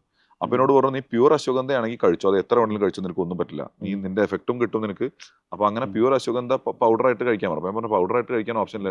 അപ്പൊ എന്താ ക്യാപ്സൂൾ നീ ഒരു നല്ല ബ്രാൻഡുകളുടെ കിട്ടും, നീ നോക്കി കഴിച്ചാൽ മതി. അല്ല, ഇത് ആക്ച്വലി ഭയങ്കര റെലവെന്റ് ആയിട്ടുള്ള ഒരു പോയിന്റ്. കാരണം എന്ന് വെച്ച് കഴിഞ്ഞാൽ ഈ ആയുർവേദമാണ് സൈഡ് എഫക്റ്റ് ഇല്ല, അല്ലെങ്കിൽ I can self medicate without any problems എന്നുള്ളൊരു ചിന്ത പലർക്കും ഉണ്ട്. അതായത് ആയുർവേദമല്ലേ, കഴിച്ചാലും കുഴപ്പമില്ല. പഠിച്ച ഞാൻ പോലും അത് ചെയ്തുകൊണ്ടിരുന്നിട്ട് പക്ഷെ എനിക്ക് ഇത് മൂപ്പര് പറഞ്ഞപ്പോഴാണ് മനസ്സിലായത്. അപ്പൊ അതുകൊണ്ട് അവർ എക്സ്പേർട്ട് ആയി, ഒരു വിദഗ്ധനായ ഒരു ഡോക്ടർ പലപ്പോഴും അത്രയും എല്ലാ വശങ്ങളും നോക്കിയിട്ടായിരിക്കും പ്രിസ്ക്രൈബ് ചെയ്യുന്നതും ഡോസ് നിശ്ചയിക്കുന്നതും ടൈമിംഗ് വരെ. അപ്പോൾ അതെല്ലാം ബൈപ്പാസ് ചെയ്തുകൊണ്ട് നമ്മൾ ഈ മരുന്ന് ആയുർവേദമാണെന്നുള്ള രീതിയിൽ കഴിച്ചുകൊണ്ടിരുന്നു കഴിഞ്ഞാൽ നമ്മൾ ശ്രദ്ധിക്കണം. അതൊരു ഡോക്ടറിന്റെ ഒരു പ്രസൻസ് ഇൻവോൾവ്മെന്റ് വളരെ ഇമ്പോർട്ടന്റ്. അങ്ങനെ എന്നിട്ട് ഞാൻ ഇപ്പം എക്സ്ട്രാക്ട് അല്ല പ്യൂർ അശ്വഗന്ധ തന്നെ ഡോസ് കൂട്ടി വലിയ ക്യാപ്സ്യൂൾ. അപ്പൊ അത് 4 ട്രാക്കും ചാർജ് ആയി നിൽക്കാൻ ഞാൻ ഉപയോഗിക്കുന്ന ഏറ്റവും വലിയ മരുന്ന് ഇത് തന്നെയാണ്, അശ്വഗന്ധ തന്നെയാണ്. വേറൊരു സാധനം കഴിക്കാറുമില്ല. നമ്മളിവിടെ മാനുഫാക്ചർ ചെയ്യുമ്പോൾ അത് പ്രത്യേകം ശ്രദ്ധിക്കുന്ന കുറച്ച് ആസ്പെക്ട്സ് ആണ്. ഈ കഴിവതും നല്ല ബ്രാൻഡുകളെല്ലാം നോക്കുന്നുണ്ട്. കേരളാരോഗ്യം അങ്ങനെ ഒരു വളരെ സ്ട്രിഞ്ചന്റ് ആയിട്ടുള്ളത് ഒരു 80 വർഷമായിട്ട് അതേ ലെഗസി തന്നെ അത് ഫോളോ ചെയ്യുന്നതാണ്. ആ ക്വാളിറ്റി എന്ന് പറയുന്നത് അറ്റ് നോ കോസ്റ്റ് കോംപ്രമൈസ് ചെയ്യേയില്ല എന്നുള്ളൊരു ആസ്പെക്റ്റിൽ. അതിപ്പോൾ നമ്മുടെ R&D ഇപ്പോൾ സരളമേടം ഒക്കെ ആണെങ്കിലും ആ ഒരു ഇൻഗ്രീഡിയൻറ്റ് വരുന്നൊരു സ്റ്റേജ് തൊട്ടേ അതിൻ്റെ ഫിൽറ്ററിങ് സ്റ്റാർട്ട് ചെയ്യും. ഏറ്റവും ഓതൻറ്റിക് സോഴ്സിൽ നിന്ന് ഏറ്റവും നല്ല സാധനം വരിക. അപ്പോൾ പലപ്പോഴും ബാച്ചുകൾ പ്രൊഡക്ഷൻ തന്നെ വേണ്ടെന്ന് വെച്ചിട്ടുണ്ടെങ്കിൽ റൈറ്റ് ഇൻഗ്രീഡിയൻറ്റ് വരാത്തതുകൊണ്ടൊക്കെ അപ്പോൾ ആ ഒരു പക്ഷേ ബ്രാൻഡിനേക്കാൾ കൂടുതൽ പോപ്പുലർ നമ്മുടെ പ്രോഡക്ട്സാണ്. ഇപ്പോൾ KM Lab എന്ന് പറയുമ്പോഴും മയാക്സ് എന്ന് പറയുമ്പോഴും ഒക്കെ ആൾക്കാർ അത് ഓർക്കുന്നുണ്ടാവും. കാരണം ആ ക്വാളിറ്റി അത്രയും നാളായിട്ട് അത് അങ്ങനെ മെയിൻറ്റെയിൻ ചെയ്ത് പോകുന്നുണ്ട്. ഇപ്പം സത്യം പറഞ്ഞാൽ KM Lab ഒക്കെ നമ്മുടെ കോളേജിൽ നമ്മൾ സ്ഥിരം ഉപയോഗിക്കുമായിരുന്നു, ഓർക്കുണ്ടോ? ഞാനിത് അവിടെ പോയിട്ട് പ്രാക്ടീസ് ചെയ്യാൻ തുടങ്ങിയിട്ട് സത്യം പറഞ്ഞാൽ KM Lab ഒന്നും അവിടെ ആരും അങ്ങനെ യൂസ് ചെയ്യുന്നില്ല. ഒന്ന് ഞാൻ ഗവൺമെന്റിലാണ് മലപ്പുറത്തേക്ക് കയറിയത്. ആ സമയത്ത് തുടങ്ങിയ സമയത്ത് എനിക്കിത് കിട്ടൂലായിരുന്നു. എന്നിട്ട് ഈ KM Lab ഒക്കെ ഞാൻ DAH മലപ്പുറം DAH എന്താണ് ആദ്യം ഈ എന്താണ് അസ്ഥി സംബന്ധമായ അസുഖങ്ങളൊക്കെ വരുമ്പോഴും അങ്ങനെ നോക്കാറില്ല. പിന്നെ ഞാൻ അവിടെ ഇനിഷ്യേറ്റീവ് എടുത്തിട്ട് എനിക്ക് സീനിയർ ഡോക്ടേഴ്സിനോട് ചോദിച്ചപ്പോൾ അവർ പറഞ്ഞു നമുക്ക് ചെയ്യാൻ സമയം ഉണ്ടെങ്കിൽ നമുക്ക് ചെയ്യാം, അപ്പൊ നീ ചെയ്തോ എന്ന് പറഞ്ഞു. എനിക്ക് പീഡിയാട്രിക് കേസ് കുറവായിരുന്നു. അപ്പൊ ഞാൻ ഇങ്ങനത്തെ സാധനങ്ങൾ പിടിക്കാൻ തുടങ്ങി. അതായത് കുട്ടികൾ ചെറിയ ചെറിയ മൈനർ നമ്മുടെ ഗ്രീൻ സ്റ്റിക് ഫ്രാക്ചർ ഒക്കെ ആയിട്ട് വരും. അപ്പൊ അതിന്റെ മുകളിൽ ഇൻഫ്ലമേഷൻ ഒക്കെ ഉണ്ടെങ്കിൽ ഞാൻ ഈ KM-Labo ഒക്കെ തേച്ചിട്ട് വിടും. അത് ഭയങ്കര റിസൾട്ടാണ്. അത് ഞാൻ എന്നിട്ട് ഇനീഷ്യലി അവിടെ കടകളിലൊന്നും കിട്ടൂലായിരുന്നു. തൊട്ട് മുമ്പത്തെ ഫാർമസിക്കാരനോട് പറഞ്ഞപ്പോൾ അയാൾ കൊണ്ടുവന്ന് വെക്കാൻ തുടങ്ങി. KM-Labo എന്റെ ഒരു മെയിൻ സ്ഥിരം സാധനമാണ്. അത് എപ്പോഴും കയ്യിലുണ്ട്. എന്റെ ഹോസ്പിറ്റലിലും KM-Labo സ്ഥിരമുണ്ട്. കാരണം ഞാൻ സ്വന്തം മരുന്നുണ്ടാക്കുന്നുണ്ടെങ്കിലും KM-Labo ഒക്കെ എപ്പോഴും കയ്യിലുണ്ട്. ഈ ഒരു ആയുർവേദ പീഡിയാട്രീഷ്യൻ കൂടി ആയതുകൊണ്ട് ഞാൻ ചോദിക്കുകയാണ്, എന്താ ഇപ്പോഴത്തെ ഒരു കുട്ടികളുടെ ഒരു diet and life style trend? നമുക്ക് ഒരുപാട് ആൾക്കാർ ചർച്ച ചെയ്തിട്ടുള്ളതും പോയിന്റ് ഔട്ട് ചെയ്തിട്ടുള്ള കാര്യങ്ങളായിരിക്കും. പക്ഷേ നിന്റെ ഒരു ഒബ്സർവേഷനിൽ what is the most common health mistake that parents are doing? അല്ലെങ്കിൽ ബേസിക് ആയിട്ട് സപ്ലിമെന്റേഷൻ ഒന്നും ചെല്ലുന്നില്ല കുട്ടികൾക്ക് പലതും. അതായത് പ്രോപ്പർ ആയിട്ട്, അതായത് ഒരു ഭക്ഷണം പ്രോപ്പർ സപ്ലിമെന്റഡ് അല്ല, പ്രോപ്പർലി എല്ലാ മിനറൽസും എല്ലാ സാധനങ്ങളും ചെല്ലുന്നില്ല. ഒട്ടുമിക്ക കുട്ടികളും അനീമിക്കാണ്. ചിലപ്പം കുറെ തടിയൊക്കെ ഉണ്ടാവും, പക്ഷെ അനീമിക്കാണ്. കൃമിശോധനം, നമ്മുടെ സയൻസിൽ പറയുന്ന കൃമിശോധനം ഒന്നും കറക്റ്റ് ആയിട്ട് ചെയ്തു പോകുന്നില്ല.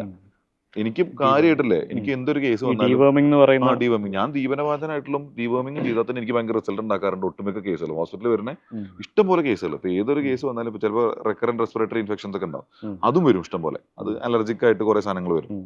അതൊക്കെ നമ്മുടെ സയൻസിൽ റിസൾട്ട് ഉണ്ടാക്കാൻ പറ്റുന്നതുകൊണ്ട് എനിക്ക് ഞാൻ അവിടെ പ്രാക്ടീസ് ചെയ്ത് എനിക്ക് നല്ല പേഷ്യൻസ് ഉണ്ടായിരുന്നു, നല്ല ഫോളോ അപ്പ് ഉണ്ടായിരുന്നു.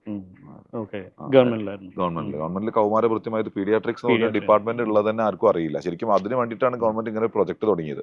ആ പ്രൊജക്ടിൽ ഞാൻ വർക്ക് ചെയ്ത് എനിക്ക് ആദ്യത്തെ വർഷം, ഞാൻ 10 വർഷം അതിൽ വർക്ക് ചെയ്തു. ആദ്യത്തെ വർഷം ഒരു വർഷം ആകെ 500 പേഷ്യൻസിന് കിട്ടും ഒരു വർഷം. അത് ഞാനൊരു 10,000 12,000 ആക്കി എടുത്തിട്ടുണ്ട്. ആനുവലി 12,000 പേഷ്യൻസ് ആക്കി. കാര്യം ഗവൺമെന്റിലാണെങ്കിലും ഫ്രീ ആയിട്ട് മരുന്ന് കൊടുക്കണോണ്ടായിരിക്കാം എന്നൊക്കെ വിചാരിക്കാം. പക്ഷേ ആയുർവേദമാണ്, കുട്ടികളെ കൊണ്ട് ആയുർവേദം കഴിപ്പിക്കാൻ ഭയങ്കര പാടാണ്, പാലറ്റബിലിറ്റി ഇഷ്യൂ ഉള്ളത് കൊണ്ട്. ഞാൻ ആ പാലറ്റബിൾ ആക്കിയിട്ടുള്ള മരുന്ന് പലരും കൊണ്ടുവരും.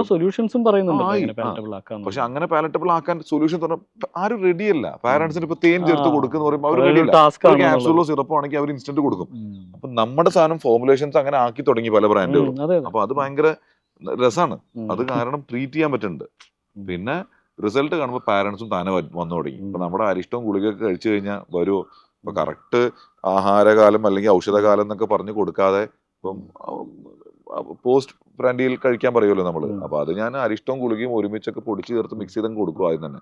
ചിലപ്പോൾ എന്തെങ്കിലും സിറപ്പ് ഉണ്ടാവും, അതോ അതിന്റെ കൂടെ ക്രിമിഹാരി സിറപ്പോ അങ്ങനത്തെ എന്തെങ്കിലുമൊക്കെ സിറപ്പൊക്കെ അതിന്റെ കൂടെ അരിഷ്ടത്തിന്റെ കൂടെ മിക്സ് ചെയ്ത് കൊടുത്തു വിടും. അതിന്റെ കൺവീനിയൻസ് എലമെന്റ് കൂടി നമ്മൾ എപ്പോഴും പേഷ്യന്റിന്റെ കൺവീനിയൻസ് ഉള്ളത് ഭയങ്കര ഇമ്പോർട്ടന്റ്. കഴിക്കാൻ പറ്റുന്ന രീതിയിലാക്കാം. പിന്നെ പാരന്റ്സ് ആണ് ഇതൊക്കെ അഡ്മിനിസ്റ്റർ ചെയ്യുന്നത്. കുട്ടികൾ താൻ എടുത്ത് കഴിക്കൂല.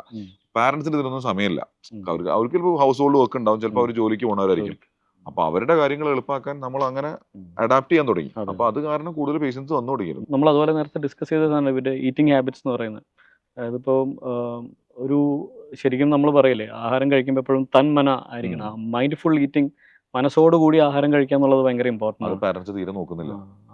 ആ ഫാക്ടർ ഇപ്പോൾ ടോട്ടലി ടേക്കൺ ഔട്ട് ആണ്. പ്രത്യേകിച്ച് കുട്ടികളുടെ കാര്യത്തിൽ ഭയങ്കരമായിട്ട് ഔട്ടാണ്. ടാബ് നോക്കി ഇരുന്നാലും എന്താ കുട്ടി കഴിക്കുന്നില്ല എന്നുള്ളൊരു ടാബോ നോക്കി വെച്ചാലേ കുട്ടി കഴിക്കുള്ളൂ എന്നുള്ള പോലെയാണ് ഇപ്പോൾ.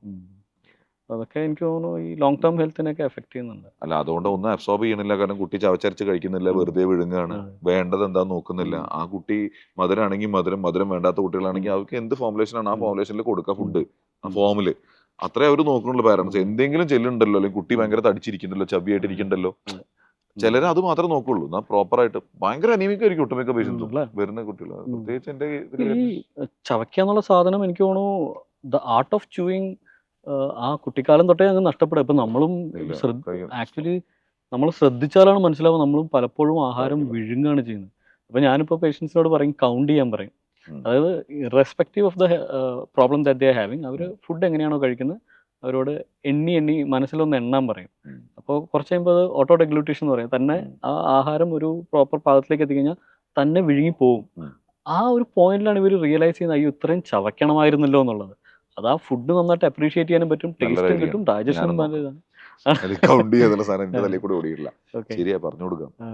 നല്ലൊരു സാധനം. ഞാൻ ഇറസ്പെക്റ്റീവ് ഓഫ് ദ കണ്ടീഷൻ എല്ലാവരോടും പറയുന്ന ഒരു സാധനമാണ് വെള്ളം കുടിക്കുന്ന കാര്യം, ആഹാരം കഴിക്കുന്ന കാര്യം. ഇത് പലപ്പോഴും നമ്മൾ ഈ റേസിങ്ങിനൊക്കെ പോകുമ്പോൾ, ഐ മീൻ ഈ മോട്ടോർ സ്പോർട്സിന് പോകുമ്പോൾ എന്താ ആൾക്കാർ ചെയ്യുന്ന ഒരു കോമൺ ഹെൽത്ത് മിസ്റ്റേക്ക്? ലൈക്ക് ഞാനിപ്പോൾ നമ്മുടെ ഫോറം ഇതായതുകൊണ്ട് അങ്ങനെ ചോദിക്കുന്നതേ ഉള്ളൂ. എനിക്ക് അത് മാത്രമല്ല എൻ്റെ ഒരു ടെക്നിക്കൽ ഇൻസൈറ്റും വേണ്ടത്ര ഇല്ല. അപ്പോൾ അതുകൊണ്ട് ഞാൻ ഈ ഹെൽത്തിൽ നിന്ന് ചോദിക്കുകയാണ്. ഞാൻ എൻ്റെ വണ്ടി 2019 ഉണ്ടാക്കിയതാ. ഇന്ന് എൻ്റെ വണ്ടീനേക്കാളും പവർഫുൾ, എൻ്റെ വണ്ടീനേക്കാളും ടെക്നിക്കലി അഡ്വാൻസ്ഡ് ആയ വണ്ടികൾ കുറേ കോമ്പറ്റീഷനിൽ ഓടുന്നുണ്ട്. ഞാൻ ജയിച്ചുകൊണ്ടിരിക്കുന്നത് ചിലപ്പം എൻ്റെ എക്സ്പീരിയൻസ് കൊണ്ടായിരിക്കാം. പിന്നെ ട്രാക്കിൽ ഞാൻ അതുപോലെ ഹാർഡ് വർക്ക് ചെയ്യുന്നുണ്ട്. പിന്നെ ഇപ്പോൾ പക്ഷേ എനിക്കും അങ്ങനെ ജയിക്കാൻ പറ്റണമെന്നില്ല. ഇപ്പോഴത്തെ പിള്ളേരോട് പിടിച്ചിരിക്കാൻ പറ്റില്ല. 40 വയസ്സായി കഴുത്തിന് വേദന വന്ന് 25 ഈ അടുത്ത ഒരുത്തം വന്നിട്ട് ഞാൻ ഇങ്ങനെ സ്ഥിരം ജയിക്കണം. അവനാണെങ്കിൽ ഭയങ്കര അഗ്രസീവ് ഡ്രൈവർ. അപ്പോൾ ഞാൻ പറഞ്ഞു, നിന്റെ അഗ്രസീവ്നെസ് കൊണ്ടാണ് നീ പെനാൽറ്റി അടിക്കുന്നത്. കാരണം നല്ല ഡ്രൈവറാണ്, നല്ല സ്പീഡിൽ ഓടിക്കും, പക്ഷെ അഗ്രസീവ്നെസ് കൂടിയിട്ട് എന്തെങ്കിലും ഒരു പെനാൽറ്റി അടിച്ച്, ഒരു പെനാൽറ്റി പറഞ്ഞാൽ 10 പോയിന്റ്, ആകെ 100 10 പോയി കഴിഞ്ഞാൽ പിന്നെ 90 ഉള്ളൂ. സെക്കൻഡ് അടിച്ചാൽ എനിക്ക് 95 കിട്ടും. അപ്പൊ അങ്ങനെ ഞാൻ ടെക്നിക്കലി ഓടിച്ച് സെക്കൻഡ് ടൈമിങ്ങിലായിരിക്കും ഉണ്ടാവുക. അപ്പൊ ഞാൻ ജയിക്കാറുണ്ട് ടോപ്പിൽ. അപ്പൊ ഇവരെ ഈ അഗ്രസീവ്നെസ് കൊണ്ടാണ് ഇവർ പോണത്. അപ്പം ഞാനിങ്ങനെ ജയിച്ചപ്പോൾ ഒരുത്തൻ എന്നോട് പറഞ്ഞ്, ഇക്കൊക്കെ പ്രായത്തല 40 വയസ്സായി, അപ്പൊ നിനക്ക് എത്രയെന്ന് വെച്ചു? 24. ഇവൻ ഇൻസ്റ്റന്റ് അടുത്ത് നിർത്തി പോയിക്കൂടെ തന്നേന്ന് വെച്ചിട്ടുണ്ട്. എനിക്ക് ഭയങ്കരമായിട്ട് കൊണ്ടു. അതും വാങ്ങി നീ വീട്ടിൽ പോയോ? ഞാൻ പറഞ്ഞു, ഞാൻ അടുത്ത ട്രാക്കിൽ കാണാടാന്ന് പറഞ്ഞു. അത് കഴിഞ്ഞ അടുത്ത ദിവസം എനിക്ക് പരിക്ക് ആണല്ലേ. ഇപ്പോ ഒരുപാട് പേര് ട്രാക്കിലൊന്നും ഓടിക്കുന്നില്ലെങ്കിലും നമ്മുടെ റോഡുകൾ തന്നെ കുറെയൊക്കെ ഒരു ട്രാക്ക് മോഡ് തന്നെയാണല്ലോ. റോഡിൽ ഓടിച്ചാൽ തന്നെ പരിക്കാവും.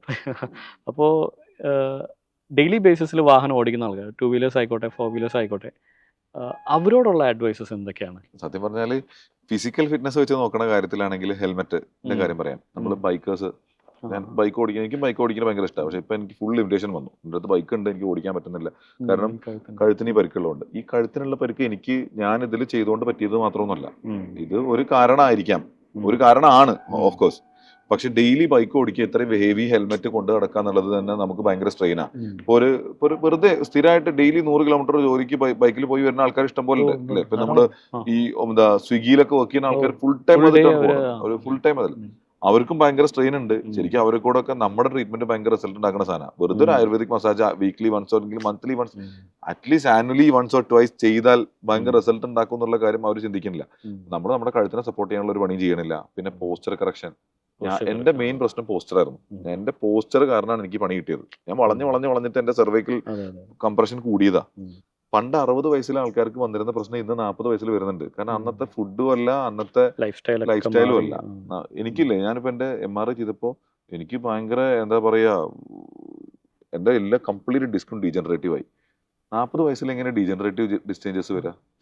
അത് പണ്ട് വരാറില്ല. എന്റെ കംപ്ലീറ്റ് എല്ലാ ഡിസ്കിലും. ഇപ്പൊ ഇതെപ്പോഴാണ് കണ്ടറിയത്? ഇപ്പൊ ഞാൻ ഈ സെർവൈക്കൽ ഇഞ്ചുറി കണ്ടിട്ട് ഞാൻ ഡോക്ടേഴ്സിനെ കൺസൾട്ട് ചെയ്തപ്പോൾ അവർ എന്റെ സെർവൈക്കൽ ഇഞ്ചുറി മാത്രം ഫോക്കസ് ചെയ്ത് പറഞ്ഞു തന്നെ. ഇപ്പൊ എന്റെ ലംബാർ ഡീജനറേറ്റീവ് ചേഞ്ചസ് ഒക്കെ ഭയങ്കര സിവിയറാ.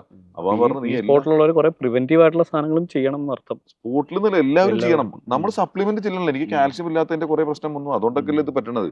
അപ്പൊ അത് പ്രോപ്പർ ആയിട്ട് നോക്കുന്നില്ല. ശരിക്കും ഒരു കഴുത്ത് വേദനയോ അല്ലെങ്കിൽ നടുവേദനയൊക്കെ വന്നു കഴിഞ്ഞാൽ അതിനെ കുറിച്ച് സീരിയസ് ആയിട്ട് എടുക്കണം. സ്ഥിരം വണ്ടി ഓടിക്കുന്നവർ, ഇപ്പൊ ഹെൽമെറ്റ് സ്ഥിരം വെക്കുന്നവര് ഒരു ലൈറ്റ് വെയിറ്റ് ഹെൽമെറ്റിലൊക്കെ ഇൻവെസ്റ്റ് ചെയ്യുന്നത് നന്നായിരിക്കും. ഈവൻ കാറിലെയും സ്റ്റിയറിംഗ്, ഹാൻഡ്ലിംഗ്, നമ്മുടെ സീറ്റിന്റെ പൊസിഷനിങ്, നമ്മുടെ സൈസിനനുസരിച്ചുള്ള വണ്ടി ആയിരിക്കില്ല. ചിലപ്പോൾ ചെറിയ വണ്ടിയാണെങ്കിൽ അതിൽ നമ്മൾ ഒതുങ്ങിയിരിക്കും. അതൊക്കെ ഭയങ്കര ആ ക്രാംപ്ഡ് സാധനമൊക്കെ ഭയങ്കരമായിട്ട് ഇമ്പാക്ട് പിന്നീട് ഉണ്ടാക്കുന്നുണ്ട്. അപ്പൊ അത് മനസ്സിലാക്കുക, അതിനെ ട്രീറ്റ് ചെയ്യാന്നുള്ളത്. സ്ട്രെസ് ഇതിന്റെ അകത്തൊരു ഫാക്ടറാണ്. കാരണം ഓഫ്കോഴ്സ് ഇപ്പൊ അശോകന്തൊക്കെ നല്ലൊരു ആന്റി സ്ട്രെസ് റെമഡിയാണ്. പക്ഷേ അത് കൂടാതെ ഉണ്ടാവുമല്ലോ. ഇപ്പോൾ you are also running a hospital. അതിൻ്റെ കൂടാതെ ഈ കോമ്പറ്റീഷൻ, അതിൻ്റെ സ്ട്രെസ് ഉണ്ടാവും. So how much of stress is involve? എത്ര കണ്ട് സ്ട്രെസ് ഉണ്ട്? അത് നീ എങ്ങനെ കോപ്പ് ചെയ്യുന്നത്? Do you have some advice on that? ഹോസ്പിറ്റലിലെ സ്ട്രെസ്, ജോലിയുടെ സ്ട്രെസ് ഉണ്ട്, ഉറപ്പായിട്ടുണ്ട്. പിന്നെ ഞാനൊരു പരിധി വിട്ട് തലയ്ക്ക് എടുക്കാറില്ല. കാരണം എനിക്ക് എല്ലാം കൂടി ഓടിക്കാൻ കഴിയില്ല. അപ്പൊ ഹോസ്പിറ്റലിൽ മെയിൻ കാര്യങ്ങളൊക്കെ നോക്കും. നമുക്ക് അങ്ങനെ എല്ലാ അറിവും ഹോൾഡ് ചെയ്തുകൊണ്ട് നടക്കാൻ പറ്റുന്ന കാര്യമല്ല.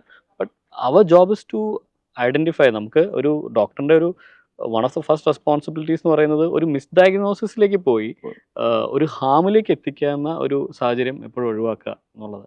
അപ്പം ഇതെന്തല്ല എന്ന് കൃത്യമായിട്ട് പഠിക്കാനുള്ളൊരു, മനസ്സിലാക്കാനുള്ളൊരു കേപ്പബിലിറ്റി നമുക്ക് എപ്പോഴും ഉണ്ടാവും. അപ്പോൾ അതാണ് അതിൻ്റെ അകത്തൊരു കീ ഫാക്ടർ. അല്ല, അങ്ങനെ ഒരു സാധനം ഡയഗ്നോസ് ചെയ്യാൻ പറ്റാതെ ഇത് ഇന്നതാണോ എന്നൊരു സംശയം തോന്നിയ ഇൻസ്റ്റന്റ് ഞാൻ എന്ത് ചെയ്യുന്ന വെച്ചാൽ ഒന്നല്ലെങ്കിൽ പേഷ്യന്റിനെ റെഫർ ചെയ്യും, അല്ലെങ്കിൽ നമ്മുടെ തന്നെ സീനിയേഴ്സിനോട് ഡിപ്പാർട്ട്മെന്റിൽ എക്സ്പീരിയൻസ് ഉള്ള, ഇപ്പൊ അധികം സ്കിൻ കണ്ടീഷൻസ് ഒക്കെ ആയിരിക്കും ചില സാധനങ്ങൾ ഡയഗ്നോസ് ചെയ്യാൻ പറ്റാതാവാം. അപ്പൊ അതൊക്കെ നമ്മൾ നേരെ ഇൻസ്റ്റന്റ് ഫോട്ടോ എടുത്തിട്ട് നമ്മുടെ അഗതൻ ഡിപ്പാർട്ട്മെന്റിൽ ആരെങ്കിലും, കാരണം ഗവൺമെന്റ് ഹോസ്പിറ്റലിൽ വർക്ക് ചെയ്തുകൊണ്ട് നല്ല പുലികൾ ഉണ്ടാവും എന്റെ കൂടെ. അപ്പൊ അവരോട് നല്ല ഇൻസ്റ്റന്റ് ആയി ഇതെന്താന്ന് പറഞ്ഞു തരാൻ പറയും, അവർ പറഞ്ഞു തരും. പിന്നെ ഞാൻ തന്നെ ആളുകൾക്ക് ഇപ്പോൾ ജനറലി ഇപ്പോൾ ആയുർവേദത്തിനെ പറ്റിയിട്ടുള്ളൊരു എന്താ നിന്റെ നാട്ടിലുള്ള ഒരു how do they look at it? ആയുർവേദം എന്റെ നാട്ടിൽ എന്ന് പറഞ്ഞാല് എന്റെ നാട്ടില് ശരിക്കും ആയുർവേദം വെറും ഈ റീജുനേറ്റീവ് എന്നുള്ള ചിന്താഗതിയിലാണ്. ഇപ്പോഴും അവിടെ ആയുർവേദം പ്രോപ്പർ അല്ല.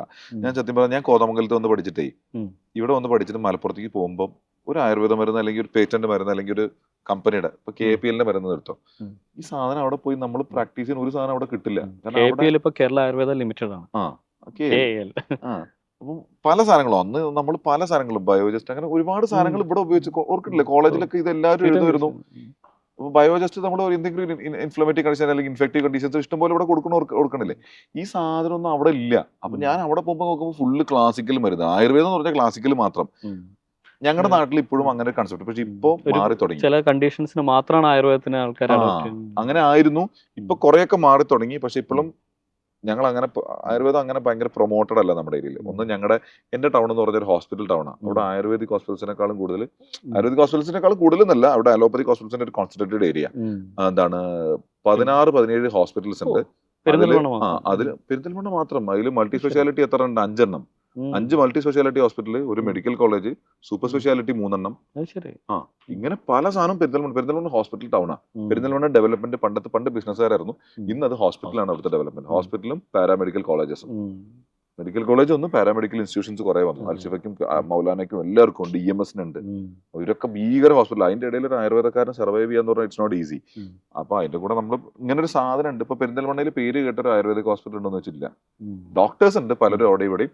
പേര് കേട്ട ഒരു ഇൻസ്റ്റിറ്റ്യൂഷൻ ഇല്ല. സോ എനിക്ക് എന്റെ ഹോസ്പിറ്റൽ അങ്ങനെ ഡെവലപ്പ് ചെയ്യണമെന്ന് ആഗ്രഹമുണ്ട്. ഒരു ബ്രാൻഡ് ആയുർവേദയുടെ ഒരു, അതായത് എന്താണ് ആയുർവേദം എന്നുള്ളതിന്റെ ഒരു ഫണ്ടമെന്റൽ അണ്ടർസ്റ്റാൻഡിങ് കൂടുതലും നമ്മുടെ നാട്ടിൽ പോലും ആൾക്കാർക്ക് ഇപ്പോ വേണ്ടത്ര ഇല്ലാന്ന് എനിക്ക് തോന്നുന്നു. കേരളം ബീയിങ് ആൻ ആയുർവേദിക് ശരിക്കും ഫോറിനേഴ്സിനാണ് കൂടുതൽ നമ്മുടെ നാടിന്റെ വില. നമ്മുടെ നാട്ടുകാർക്ക് ശരിക്കും പറഞ്ഞാൽ ആയുർവേദം എന്ന് പറഞ്ഞൊരു വിലയില്ല. ആയുർവേദം എന്ന് പറഞ്ഞാൽ ക്ലാസിക്കലി ആയുർവേദം കേരളത്തിൽ നിന്ന് ചെയ്യണമെന്ന് ചിന്തിക്കുന്ന ഫോറിനേഴ്സ് ഇഷ്ടം. പിന്നെ കേരള ആയുർവേദം എന്നുള്ളത് ഒരു ഫിലോസഫി ഇൻ ഇറ്റ് സെൽഫ് ആണ്. ഉറക്കമൊക്കെ എങ്ങനെയുണ്ട്? ഡിപ്പെൻസ്. ഉറക്കം ഓരോ തവണ ഓരോ പോലെയാണ്. ഉറക്കം ചിലപ്പോൾ ഇവന്റ് കഴിഞ്ഞ് വരുമ്പോൾ ഫറ്റീഗ് കൊണ്ട് നല്ല ഉറക്കം ഉറങ്ങും. പക്ഷെ അത് നല്ല അടിപൊളി സ്ലീപ്പ് ഒന്നും ആയിരിക്കില്ല. സ്ലീപ്പ് ആയിരിക്കും, ഡിസ്റ്റർബ് സ്ലീപ്പ്. ഇത് ആക്ച്വലി ഒരു കോമൺ ഇഷ്യൂ ആയി തുടങ്ങി. ഒരുപാട് പല കാരണങ്ങളുണ്ടല്ലോ. എല്ലാവർക്കും ഏതെങ്കിലും രീതിയിൽ സ്ലീപ്പ് എഫക്റ്റഡ് ആണ്. ചിലർക്ക് ഇതിന്റെ ഒരു പോളാർ ഓപ്പോസിറ്റ് ഉള്ള പ്രശ്നമായിരിക്കും. അതായത് 8 മണിക്കൂറൊക്കെ ഉറങ്ങിയാലും they still feel sleep apnea എന്ന് പറഞ്ഞ കണ്ടീഷൻ വന്നു കഴിഞ്ഞാൽ എനിക്കുണ്ട്. ഞാൻ കാര്യം പറയാം, ഞാൻ ഇത്രയും കാലത്തായിട്ട് നോട്ട് ചെയ്യാതെ ശരിക്കും നമ്മുടെ ട്രീറ്റ്മെന്റ് എടുത്ത റിസൾട്ട് ഉണ്ടാക്കാൻ പറ്റുന്ന കാര്യം ഇപ്പോഴാണ്. ഇപ്പൊ ഞാൻ ഈ നഴ്സിംഗ് ചെയ്തില്ലേ, നഴ്സിംഗ് ഇത് മൊത്തത്തിൽ എന്റെ കഫത്തിനെ ഭയങ്കരമായിട്ട് കൺട്രോൾ ചെയ്തു. ഇപ്പൊ ഒരു 3-4 ദിവസമായിട്ട് മര്യാദക്ക് അടിപൊളിയായിട്ട് ഉറങ്ങുന്നു. നഴ്സിംഗത്തിന് കഴിഞ്ഞേ പിന്നെ അതിന്റെ എനിക്ക് ഇതില്ല. ഇത്രയും ദിവസം ഞാൻ ഭയങ്കരമായിട്ട് സ്നോർ ചെയ്യായിരുന്നു. ഇപ്പൊ കുറച്ച് ദിവസം സ്നോറിംഗ് ഇല്ല. സിറ്റുവേഷൻ തന്നെ മാറി. അല്ല, അത് ഈ നമ്മളെ ഫറ്റീഗ് വരുന്നത് അതുകൊണ്ടാണ്. ലൈക്ക് ഇനഫ് ഓക്സിജനേഷൻ ഇല്ല, ആവശ്യത്തിന് ഓക്സിജൻ ചെല്ലുന്നില്ല. നോർമലി അത് ഫറ്റീഗ് 8 മണിക്കൂർ ഉറങ്ങിയിട്ട് ഫറ്റീഗ് ആൾക്കാർ കംപ്ലൈന്റ് ചെയ്യുന്നതിന് ഒരുപാട് കാരണങ്ങളുണ്ട്. നമ്മുടെ മെന്റൽ സ്ട്രെസ് ഉണ്ട്. പിന്നെ അത് മാത്രമല്ല, ഈ ടൈം ഡ്യൂറേഷൻ മാത്രമായിരിക്കും ആൾക്കാർ നോക്കുക. ഇത് how they go to sleep is also important. അപ്പോൾ ഈ അത് ആ ബ്ലൂ ലൈറ്റിന്റെ എഫക്റ്റ്, അതായത് സ്ക്രീൻസ് നോക്കി you are kind of forcing yourself to sleep. അത് ഇതിൻ്റെ അത് സംഭവിക്കണം എന്ന് പറഞ്ഞു കഴിഞ്ഞാൽ ഈ മൈൻഡ് ഒന്ന് കാമായി വരണമല്ലോ. ഇതെന്താ സംഭവം എന്ന് പറഞ്ഞാൽ അത് നമുക്ക് ഒന്ന് ശ്രദ്ധിച്ച് അറിയുകയും ചെയ്യാം. നമ്മൾ ഫോൺ നോക്കി ഉറങ്ങിക്കഴിഞ്ഞാൽ നമ്മൾ ഭയങ്കര ഡിസ്റ്റർബ്ഡ് ആയിട്ടുള്ളൊരു സ്ലീപ്പും ഇതൊക്കെ ആയിരിക്കും. Brain is very active. അപ്പോൾ ആ ഒരു രീതിയിൽ ഉറങ്ങുമ്പോൾ തീർച്ചയായിട്ടും അതിൻ്റെ അകത്തൊരു ഇത് കിട്ടില്ല. രണ്ടാമത് ഈ പറഞ്ഞ കിടക്കുന്ന ആ ഒരു റൂം ഉണ്ടല്ലോ, ഇത് പലപ്പോഴും പറയാ ഉറങ്ങാനുള്ള മുറി ഉറങ്ങാനായിട്ട് ഉപയോഗിക്കണം എന്നുള്ള. Like you should not ideally work in the same place where you sleep. അങ്ങനെ കുറേ ഫാക്ടേഴ്സ് ഉണ്ട്. കാരണം നമ്മൾ ബോഡിയും മൈൻഡും കണ്ടീഷൻഡ് ആവണം. ആ ഒരു മുറി ഇതെനിക്ക് ഉറങ്ങാനും റെസ്റ്റ് ചെയ്യാനും റിലാക്സ് ചെയ്യാനുള്ള സ്ഥലമാണ് എന്നുള്ളൊരു കണ്ടീഷനിങ് പലപ്പോഴും അത് നടക്കില്ല. ആൾക്കാർ ഭക്ഷണം തന്നെ ചിലപ്പോൾ അങ്ങനെ കഴിക്കുന്നൊരു സാഹചര്യം വരും. പിന്നെ ഈ പറഞ്ഞ എന്ത് കഴിക്കണം എന്നുള്ളത്, ഉറങ്ങുന്നതിന് മുമ്പായിട്ട് എന്ത് കഴിക്കണത്, എപ്പോൾ കഴിക്കണം, ഒരുപാട് ഫാക്ടേഴ്സ് ഉണ്ടല്ലേ. അല്ല, ഇപ്പോഴത്തെ ഒരു സിനാരിയോ എന്നെ വെച്ച് നോക്കുമ്പോൾ ഞാൻ ഒന്ന് സോഷ്യൽ മീഡിയ ഒക്കെ ആക്റ്റീവായി വർക്ക് ചെയ്യാൻ തുടങ്ങിയപ്പം എനിക്ക് അതായത് അപ്ഡേറ്റഡ് ആവണം. ഇപ്പൊ ഞാൻ രാവിലെ ഒരു കണ്ടന്റ് ഉണ്ടാക്കുന്നുണ്ട്. ഇപ്പൊ സോഷ്യൽ മീഡിയയിൽ വണ്ടീനെ കുറിച്ച് കണ്ടന്റ് ഉണ്ടാക്കുക. അപ്പൊ വണ്ടി എന്ന് പറഞ്ഞാൽ എന്റെ കോർ ഫീൽഡ് അതല്ല. അപ്പൊ എനിക്ക് അതിനെ കുറിച്ച് പഠിച്ചേ പറ്റുള്ളൂ. അതിനെ കുറിച്ച് പഠിക്കാൻ വേണ്ടിയിട്ട് ഇന്റർനാഷണൽ ഫോറംസിലൊക്കെ ഇരുന്ന് തപ്പി ഓരോ സാധനങ്ങൾ. ഇപ്പൊ ഇൻസ്റ്റാഗ്രാമാണ് കാര്യമായിട്ട് നോക്കുന്നത്, അല്ലെങ്കിൽ ഫേസ്ബുക്ക്. ഫോറം ഇരുന്ന് വായിക്കാനും സമയങ്ങളിൽ ഒരു വീഡിയോ കാണാൻ കൂടുതൽ ഇൻഫോർമേറ്റീവ് ആയിരിക്കും ഒരു മെക്കാനിക്കൽ. അപ്പൊ അതൊക്കെ ഇരുന്ന് കാണാൻ വേണ്ടി സമയം കളഞ്ഞ് സത്യം പറഞ്ഞാൽ എന്റെ മെയിൻ പ്രശ്നം ഡിസ്റ്റർബ്ഡ് സ്ലീപ്പ് ആവണേനുള്ള ഒരു കാരണം ഇതാണ്, സ്ക്രീൻ യൂസേജ്. അത് എന്റേതെന്നല്ല, ഇന്ന് എല്ലാവരുടെയും ഒട്ടുമിക്ക ആളുകളും, പ്രത്യേകിച്ച് സോഷ്യൽ മീഡിയ നോക്കിയാണ് എല്ലാവരും ഇരിക്കുന്നത്. പിന്നെ കുട്ടികളുടെ കാര്യം ഭയങ്കര. ഞാൻ 2 കാര്യങ്ങൾ ആക്ച്വലി ചെയ്തു, ഹെൽപ്പിംഗ് മീ അ ലോട്ട്. ഒന്ന്, എല്ലാ ഫോണിലും ഇപ്പൊ ഉണ്ടെന്ന് തോന്നുന്നു, അതായത് സ്ലീപ്പ് മോഡ് എന്ന് പറഞ്ഞൊരു സാധനം. അതിൽ എനിക്കുണ്ട്. കോള് മാത്രമല്ല റെസ്ട്രിക്ട് ചെയ്തുള്ളൂ. അല്ലല്ല, 9:45 കഴിഞ്ഞ് കഴിഞ്ഞാൽ ഈ സാധനം സ്ലീപ്പ് മോഡിലേക്ക് പോകും. അത് മാത്രമല്ല, അതിൻ്റെ അകത്ത് മിക്ക ഫോൺസിലും ഉണ്ടെന്ന് തോന്നുന്നു. എന്റെ ഫോണിൽ ഒരു ഓപ്ഷൻ ഉള്ളതെന്ന് വെച്ച് കഴിഞ്ഞാൽ സ്ക്രീൻ ഗ്രേ സ്കെയിൽ ആക്കാൻ പറ്റും. അതായത് ബ്ലാക്ക് ആൻഡ് വൈറ്റിലാവും. ബ്ലാക്ക് ആൻഡ് വൈറ്റ് ആവും. Black and white in sense ഒരു കളറും പിന്നെ വരില്ല. അപ്പൊ ഈ ഇത് ആൾക്കാർ ബില്യൺസ് ഓഫ് ഡോളേഴ്സ് മുടക്കി റിസർച്ച് ചെയ്യുന്ന എന്തിനാ? ലൈക്ക് അവരെ ഇതിന്റെ യൂസറെ ഈ പ്ലാറ്റ്ഫോമിൽ ഹുക്ഡ് ആക്കി നിർത്തണം. അപ്പോൾ നമ്മൾ സാധാരണക്കാരെന്നുള്ള നിലയിൽ we are competing against that level of tech and psychological implementation. അപ്പോൾ അതിന് നമുക്ക് അത്രയും വി ഹാവ് ടു, നമ്മൾ ഒരുപാട് കാര്യങ്ങൾ പ്രിപ്പയർ ചെയ്യാനുണ്ട്. അപ്പോൾ ഒരു ടെക്നിക്ക് അവർ യൂസ് ചെയ്യുന്നത് ഭയങ്കര വൈബ്രന്റ് ഷോർട്ട് കട്ട്സ് ഉപയോഗിച്ചിട്ടുള്ള വീഡിയോസ്, ഭയങ്കര കളേഴ്സ് ഉപയോഗിച്ചിട്ടുള്ള. അപ്പോൾ അതിൻ്റെ ആ ഒരു ചാം തന്നെ അങ്ങ് എടുത്തു കളയുമ്പോൾ നമുക്ക് അതിൻ്റെ അകത്തുനിന്നൊരു കാണാൻ തോന്നില്ല. അപ്പം അങ്ങനെ ഒരു നമുക്ക് ഈ ഒരു ഡിസ്റ്റൻസിങ്ങിന് വേണ്ടിയിട്ടുള്ള കുറേ സാധനങ്ങൾ ഇപ്പോൾ ഈ ഡിവൈസുകളിൽ തന്നെയുണ്ട്. അത് അങ്ങനെ ഒന്ന് ശ്രമിച്ചു നോക്ക്, ആ ഒരു സാധനം ഉണ്ട്. പിന്നെ രണ്ടാമത്, ഡു സംതിങ് അല്ല, ആ ഫോണൊന്നും മനപ്പോൾ ഇപ്പം നിന്റെ തന്നെ ഫീൽഡ് നോക്കുകയാണെങ്കിൽ മാഗസീൻസ് എന്തായാലും സബ്സ്ക്രൈബ് ചെയ്യുന്നുണ്ടാവുമല്ലോ. ഈ ഫിസിക്കൽ ഫോർമാറ്റിൽ നിന്നൊക്കെ ആൾക്കാർ വായന കുറഞ്ഞു എന്നൊക്കെ പറയുന്നത്. ഞങ്ങൾക്കിപ്പോൾ വൈദ്യം എന്ന് പറഞ്ഞൊരു മാഗസീൻ ഉണ്ട്. അത് ക്വാർട്ടർലി ജേർണലാണ്, ആയുർവേദത്തിലെ ഒരു പോപ്പുലർ സയൻസ് സെഗ്മെന്റിൽ. ഞങ്ങൾ ഇന്നും വാശി പിടിക്കുന്നത് അത് ഫിസിക്കൽ ഫോർമാറ്റിൽ ഉണ്ടാവണം എന്നുള്ളതാണ്. കാരണം യു ഷുഡ് നോട്ട് ടോട്ടലി ആ ഒരു പുസ്തകം എടുത്ത് വായിക്കുന്ന ആ ഒരു ഫീലിൽ നിന്ന് ആൾക്കാർ പൂർണ്ണമായിട്ട് അകലരുത്. എസ്പെഷ്യലി ഇപ്പോൾ ഈ ഉറങ്ങാൻ നേരത്തൊക്കെ അങ്ങനെ വായിച്ച് ഉറങ്ങട്ടെ. അപ്പോൾ അത് പയ്യെ റിലാക്സിങ്, കാമിങ് ആണ്. ഈവൻ മെഡിറ്റേറ്റ് ഒക്കെ ചെയ്യാൻ പറ്റുമെങ്കിലും നല്ലതാണ്. അങ്ങനത്തെ ഒരു 2 മണിക്കൂർ മുമ്പായിട്ട് ആഹാരം കഴിച്ച് സ്ക്രീൻസും ഡിവൈസുകളൊക്കെ ഒന്ന് മാറ്റി ഒരു പയ്യെ സ്ലീപ്പിലേക്ക് പോകുന്നൊരു മോഡ് ട്രൈ ചെയ്ത് നോക്കുക. അത് ഭയങ്കര. അല്ല, ഞാനിനി അങ്ങനത്തെ സാധനങ്ങളിലേക്ക് പോകേണ്ടി വരും. കാരണം ഇതൊക്കെ അറിഞ്ഞിട്ടും പിന്നെ മിസ്റ്റേക്കുകൾ കാണിച്ചുകൊണ്ടേയിരിക്കുക. അതൊന്ന് എല്ലാം കൂടി ചെയ്യല്ലേ, പെർസ്യൂട്ട് ആണല്ലോ. അത് എല്ലാം കൂടി ഒരുമിച്ച് തലയിൽ കൂടെ കയറ്റുമ്പോഴുള്ള പ്രശ്നങ്ങളാണ്. ഇവിടെയാണ് ശരിക്കും എനിക്കൊരു കാര്യം എപ്പോഴും തോന്നിയിട്ടുള്ളത്, ലൈക്ക് ആയുർവേദത്തിൻ്റെ ഒരു യുണീക്ക് പൊസിഷനിങ്. ഇത് നമ്മുടെ ആരോഗ്യത്തിൻ്റെ റെസ്പോൺസിബിലിറ്റി എന്ന് പറയുമല്ലോ, ഹൂ ഓൺസ് യുവർ ഹെൽത്ത് എന്ന് പറയുന്ന സാധനമല്ലേ, അത് ആയുർവേദം നമുക്കാണ് തന്നിട്ടുള്ളത്. ഇത് പല സിസ്റ്റംസും എന്ന് വെച്ച് കഴിഞ്ഞാൽ ആ ഒരു ചുമതല അല്ലെങ്കിൽ ആ ഒരു പ്രിവിലേജ് അത് നമ്മുടെ നിന്ന് എടുത്തു കളയാണ്. ലൈക്ക് നിങ്ങൾ എങ്ങനെ ജീവിച്ചാലും വേണ്ടില്ല, ദർ ആർ സൊല്യൂഷൻസ്. അപ്പോൾ നമ്മൾ അതിൽ ആങ്കേർഡായി പോകും. പോണത്തോളം പോട്ടെ, എന്തെങ്കിലും പ്രശ്നം വന്നാൽ. ഇപ്പോൾ ഈ എസ്പെഷ്യലി നമ്മൾ കുട്ടികളുടെ കുറച്ച് കാര്യങ്ങൾ പറഞ്ഞല്ലോ, ഒരു ഐസ്ക്രീം ഒഴിവാക്കേണ്ട ഒരു കാര്യം ഉണ്ടാവുള്ളൂ. ഐസ്ക്രീം വരെ പോകണ്ട, ഈവൻ പാല്, കുട്ടികൾക്ക് പാല് നല്ലതാണെന്നുള്ളൊരു അണ്ടർസ്റ്റാൻഡിങ് പാരൻസിനുണ്ട്. അപ്പോൾ ഒരു കപക്കെട്ടുള്ളൊരു കുട്ടിക്ക് പണ്ട് നമ്മുടെ പി ഉണ്ണികൃഷ്ണൻ സാറല്ലേ, സാർ ഫുക്ക് സാർ നമ്മൾ വിളിച്ചിട്ടുണ്ട്, സാറ് പറഞ്ഞൊരു കാര്യമുണ്ട്. ഈ കൊര സാറ്, കൊരയുള്ള കുട്ടികൾക്ക് 2 ആഴ്ച പാല് കൊടുക്കണ്ട, കുറച്ചൊരു പട്ടിണി അസുഖം മാറിക്കിട്ട് ഒരു മരുന്നും വേണ്ടെന്നുള്ള. അപ്പോൾ അങ്ങനത്തെ ഒരു പ്രൂഡൻസ് ഇന്നും ഇല്ല. അപ്പോൾ നല്ല ചുമയുണ്ടാവും, കഫക്കെട്ടുണ്ടാവും, എന്നാലും അതിൻ്റെ കൂടെ പാല് നല്ലതാണെന്നുള്ള രീതിയിൽ. അതുപോലെ ആന്റിബയോട്ടിക് യൂസ്. ഈ ക്ലിനിക്കില് ഞാൻ ഈ സാധനമൊക്കെ പറയുകയും എനിക്ക് എന്റെ പ്രാക്ടിക്കൽ ലൈഫിൽ നടത്താൻ കഴിയില്ല ചില സിറ്റുവേഷൻ. V have to. അത് കുറച്ചൊക്കെ നമ്മൾ പറ്റാവുന്നിടത്തോളം അത് നമ്മുടെ ഒരു ആചരണത്തിലേക്കും കൊണ്ടുവരണം. അത് നമുക്ക് അത്രയും നല്ലൊരു ഇൻഫർമേഷൻ ഈ സയൻസിൽ നിന്ന് കിട്ടിയിട്ടുള്ളത് പ്രൈമർലി നമ്മുടെ ആവശ്യത്തിന് യൂസ് ചെയ്യുക എന്നുള്ളതാണ്. അത് അപ്പം അതിലേക്കും കൂടി നമ്മൾ എല്ലാവരും ആയുർ ഡോക്ടേഴ്സ് ഇൻ ജനറൽ വരാനുള്ളതുണ്ട്. ഈ ആന്റിബയോട്ടിക്കിന് ഞാൻ പറഞ്ഞതാണെന്ന് വെച്ച് കഴിഞ്ഞാൽ ഇതുണ്ടല്ലോ എന്നുള്ളൊരു തോന്നലിലായിരുന്നു ആൾക്കാർ ഒരുപാട് നാൾ. ഇതിൻ്റെ ഒരു അബ്യൂസ് തന്നെയായിരുന്നു. ഇപ്പം എന്താ സംഭവം എന്ന് വെച്ച് കഴിഞ്ഞാൽ അതിൽ നിന്ന് മാറാൻ പറ്റില്ല. എസ്പെഷ്യലി ഇപ്പോൾ കുട്ടികളുടെ കാര്യത്തിലൊക്കെ ആണെങ്കിലും ഡയറക്റ്റ് ആന്റിബയോട്ടിക്സിലേക്ക് പോകും. ആന്റിബയോട്ടിക്സിലേക്ക്. പക്ഷെ അതും അവിടെയും ഒരു എന്താ പറയാ, ആ ഇഗ്നറൻസ് ഫേസിൽ നിന്ന് മാറിയിട്ട് ആളുകൾക്ക് മനസ്സിലാക്കിയപ്പോൾ പിന്നെ എന്തായി കളി എന്നറിയോ, അതിന് ബിസിനസ് ആക്കി തുടങ്ങി. അതായത് ആന്റിബയോട്ടിക് ഉപയോഗിക്കുന്നുണ്ട് കുട്ടികൾക്കൊന്നും ഇതൊന്നും ഇല്ല, അതായത് ബയോ ആയിട്ട് വേണ്ട സാധനങ്ങളൊന്നും ഇല്ല, പിന്നെ അത് സെയിലാക്കി. ഇപ്പൊ പ്രീബയോട്ടിക്, ഐസ്ക്രീം വരെ പ്രീബയോട്ടിക്, ഐസ്ക്രീം പ്രോബയോട്ടിക്. ഇപ്പൊ അങ്ങനെ ഐസ്ക്രീം വന്നു. ഇത് നമ്മുടെ എന്താണ് പറയാ, തൈര് കൊണ്ടുണ്ടാക്കണേ യോഗസ് ഉം.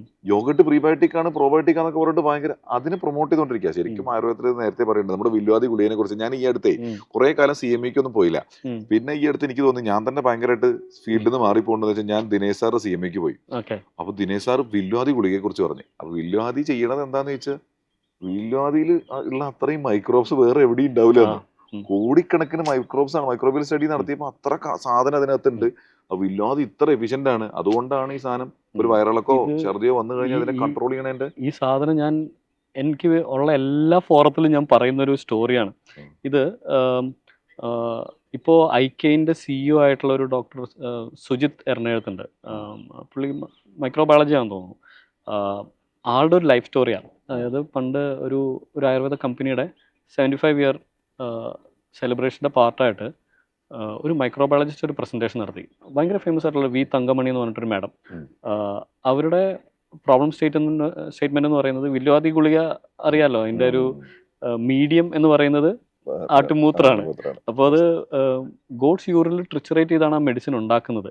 അപ്പോൾ ഒരു സീരീസ് ഓഫ് സാധനം, ഇപ്പോൾ വില്ലോസ്യ മൂലം, സിറസസ്യ പുഷ്പം, ഈ കുവളത്തിൻ്റെ വേര്, തുളസിയുടെ പൂവ്, അങ്ങനെ ഒരു സീരീസ് ഓഫ് ഇൻഗ്രീഡിയൻസ് ഉണ്ട്. ഇതിനെ ആടിൻ്റെ മൂത്രത്തിൽ ട്രിച്ചറേറ്റ് ചെയ്ത് അരച്ചിട്ടാണ് അത് കീപ്പ് ചെയ്തിട്ടാണ് ഈ ഗുളിക ഉണ്ടാക്കുന്നത്.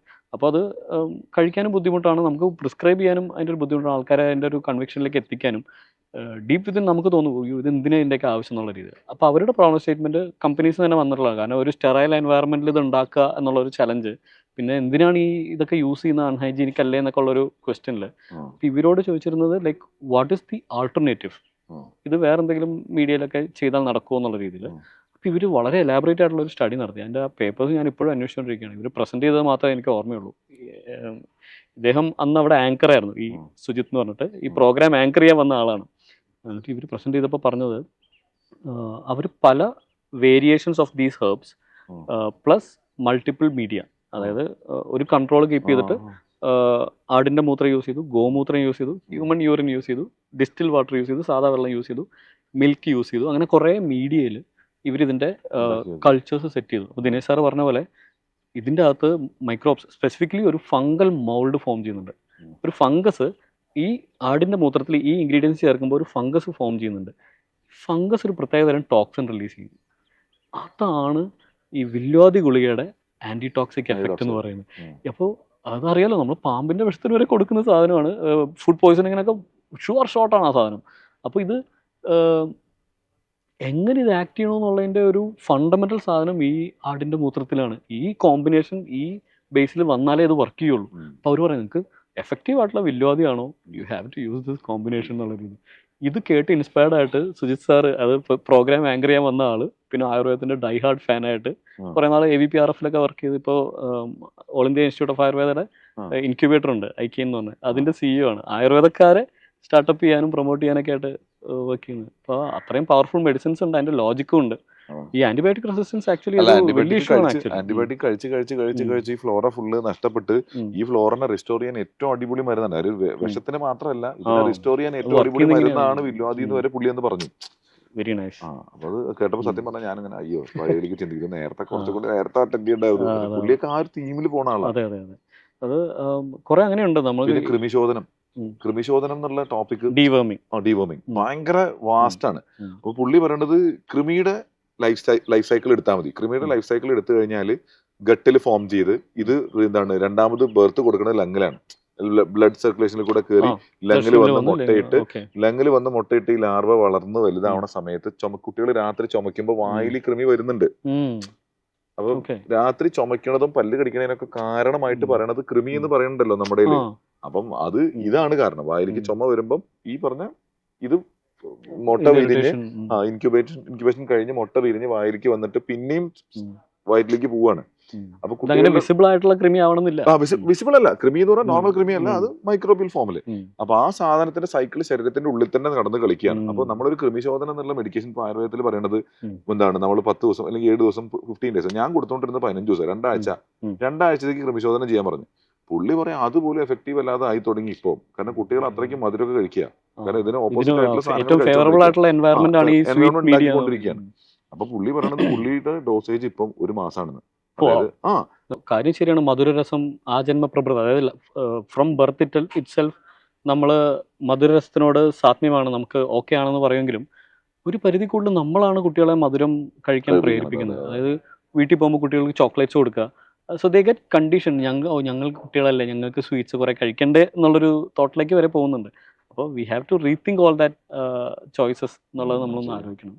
അല്ല, അത് മെഡിക്കേഷന് ഒരു മാസം മെഡിക്കേഷൻ കൊടുക്കാൻ തുടങ്ങുമ്പോൾ ഞാനതൊരു ചലഞ്ചായിട്ട് കാണാണ്. ഒരു മാസം ഒരു പാരന്റിനെ പറഞ്ഞ് കൺവിൻസ് ചെയ്ത് ഇത് കൊടുപ്പിക്കുക എന്ന് പറഞ്ഞാൽ അതും ഭയങ്കര ചലഞ്ചാണ്. അതെ, ഞാനൊരു 15 days മരുന്ന് കഴിക്കാൻ പറയുമ്പോൾ തന്നെ അവരുടെ മുഖം ഇങ്ങനെ ആവും. അപ്പൊ അങ്ങനെ ഒരു പാരന്റിന്റെ അടുത്ത് ഇതൊക്കെ പറഞ്ഞ് കൗൺസിൽ ചെയ്ത് പറഞ്ഞു പലപ്പോഴും ഇതിന്റെ എഫക്റ്റ് ലൈഫ് ലോങ് ആണെന്നുള്ളത്. അതായത് ആ ഒരു ടൈം പീരീഡിൽ നമ്മൾ ചെയ്യുന്ന കുറെ പ്രിവെന്റീവ് ആൻഡ് പ്രൊട്ടക്റ്റീവ് മെഷേഴ്സ് അതാ ഒരു ആളുടെ ആയുസ് മുഴുവൻ നിൽക്കും എന്നുള്ളതിന്റെ കുറെ അഡ്വാൻറ്റേജസും ഉണ്ട്. അതൊക്കെ എനിക്ക് തോന്നുന്നു it will take some time to ആളുകളിലേക്ക് എത്താൻ കുറച്ച് സമയം എടുക്കും. പക്ഷേ എന്തായാലും വരുന്നുണ്ട്, പറയാനുള്ള ശ്രമവും നടക്കണം എന്നുള്ളതാണ്.